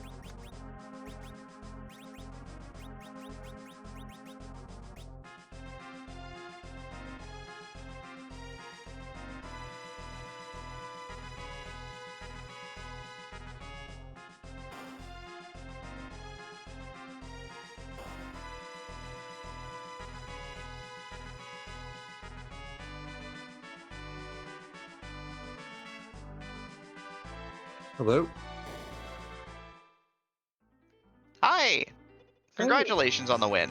Thank you. That was fun to get a win there. That was something. That felt like it could have been super fast. Sort of. Two Cecils with crystal swords. That's Cecils with crystal swords. Amazing. GG on the win, Tafro. I have one question for you. Why did you wait a long time to get that second Cecil? I didn't grab him because I didn't have anything to give him. Honestly, honestly, I was worried when I grabbed the first one that I would never get a shiny sword to give him. So the second I got that second crystal sword on the moon, I was like, okay, go back to San Ruby, go grab him, let's go. Right. The other question is, seeing you did half of Eblan Castle, what were your thoughts on just only doing half of it and not completing it fully? I've gone through Eblan before without getting anything. I figured, hey, an Avenger works. Let's go. Let's go to the moon. Let's get moving. Kind of felt behind. I thought I did okay getting underground pretty early, or what felt early for me. I honestly wasn't sure if I was ahead or behind. I don't know. I could have. Was there an adamant in Eblan Castle? There was an Excalibur sword in There was an Eblan Castle. Excal. Okay, well that would have been nice, but the adventure worked, and we got through the moon. I think I took one egg early. I took another siren for gold dragons on the way down the LST, and I think that was all the grinding I did besides just taking bosses, if I'm remembering correctly. And then sounds about right. Full clearing the moon does get you really swole. Yes, and the gauntlet at Baron Basement didn't hurt for that second kind of baby Cecil. Well, that second baby Cecil was doing some swings against Zeramos tonight. So that was Chairmus? Was that a FF7 sprite? Why chair? Because she's got a chair in the remake. She takes a man out with a chair. Fair enough. I had a lot of fun. Honestly, I knew we were 1-1 going into this, and it was I don't know.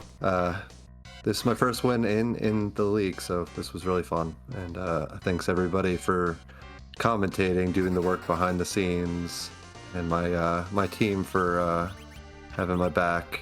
It's been a rough week for us, but I think we got the win. Sorry. Well, congrats on your first win of the league and also on the win tonight.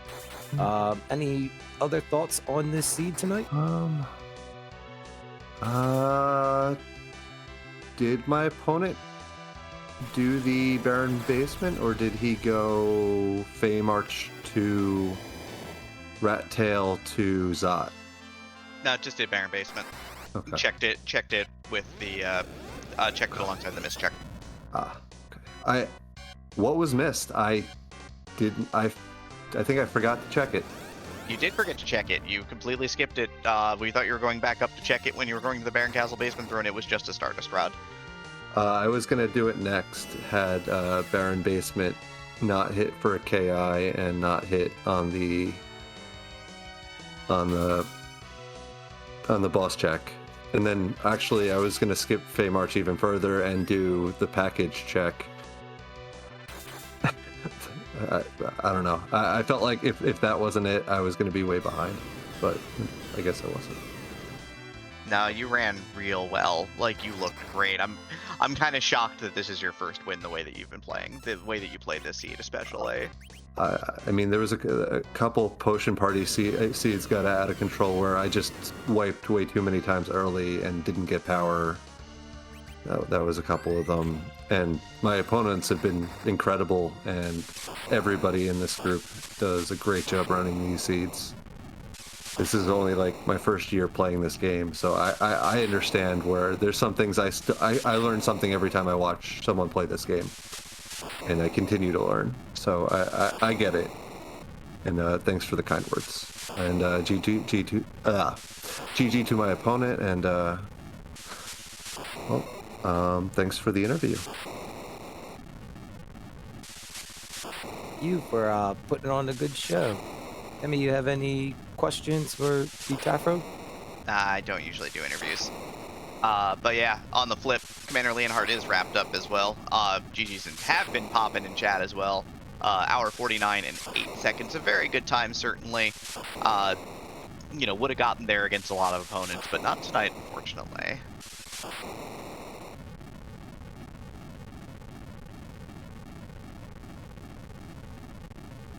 Nice to see that only just like 1 to 2 bosses separated both runners.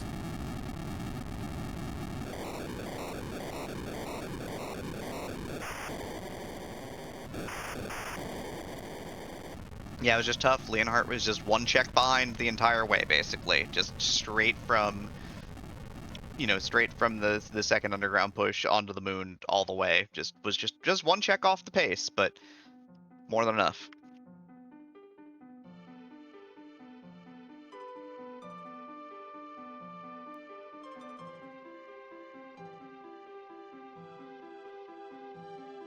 See if we get Commander Leonhart in for interview. And we're joined right by Commander Leonhart. GG's, Commander Leonhart. What were your thoughts on this seed tonight? Well, I think that was a very appropriate Z sprite because it felt like the seed took a chair to me. You're just trailing by 1 or 2 checks right behind your opponent tonight. Yeah, I'm definitely gonna want to take a look at the VOD. I played it aggressive, I went underground early, found value underground, that felt good. Moon felt a little bad at first until the tower key gave me forge, and then it felt good. Been nice if I had done, Barren Basement early instead of waiting till the end, but I'm not sure it would have gotten me out any faster since I did it right after forge. So, yeah, like I said, obviously it could have been done at least 7 minutes faster, so I'm going to want to go watch the VOD and see where those 7 minutes were.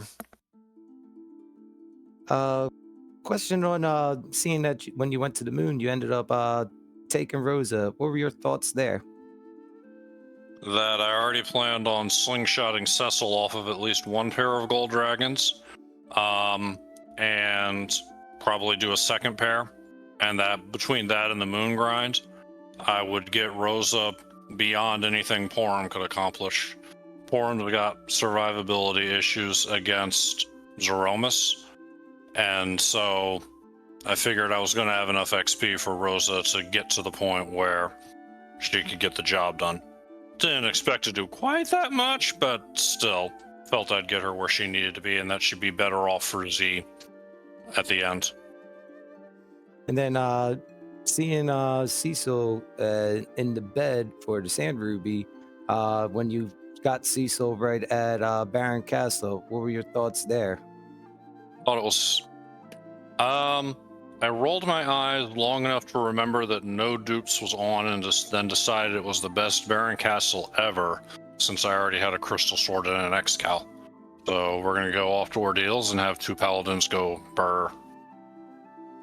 Yeah, it's very nice to get that Avenger at Eblan Castle and the X-Cal also. Yeah, and actually, come to think of it, that might have been where I lost some time. If Vitaro just went straight to checks, and I didn't make up the time with those items. Although it felt like the items did been good once I gave Kane an Avenger. But like I said, definitely going to watch the VOD.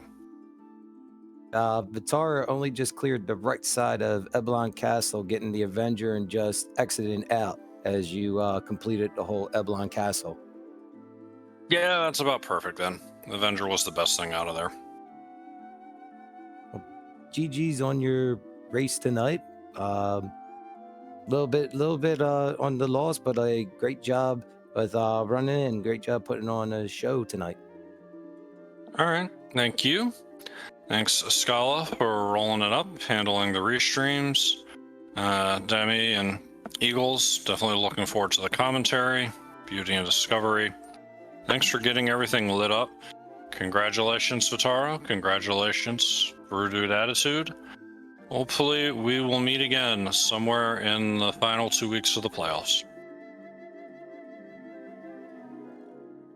Again, thank you for tonight, and GG's on the run tonight. All right. Thank you. What a good race tonight. Yes, great race tonight.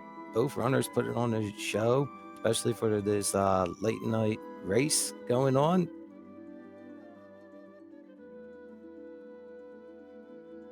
Yeah, absolutely. It's just like these late night races are great. This basically wraps up the week, of course. Nothing really to hype up at this point in time. We'll be back Tuesday or Wednesday. Keep an eye out on the Discord. Races will start getting scheduled soon enough, and we're gonna, hit the road again soon enough. So, any last thoughts, Eagles, before we step away? Just shout out to both of our runners tonight, VTafro and Commander Leonhart. Also, shout out to Shallow Kitty for the restream and Beauty and Discovery for tracking, and also being joined up here. And happy 5th anniversary, Demi, on commentating. Thank you. It means a ton. Yeah, we're gonna head off. Nobody's out there right now on the Great Wide Internet. Of course, it is midnight on a Sunday into Monday, so hopefully y'all have a great week, and we'll see you soon. Take care. See you later. Take it easy.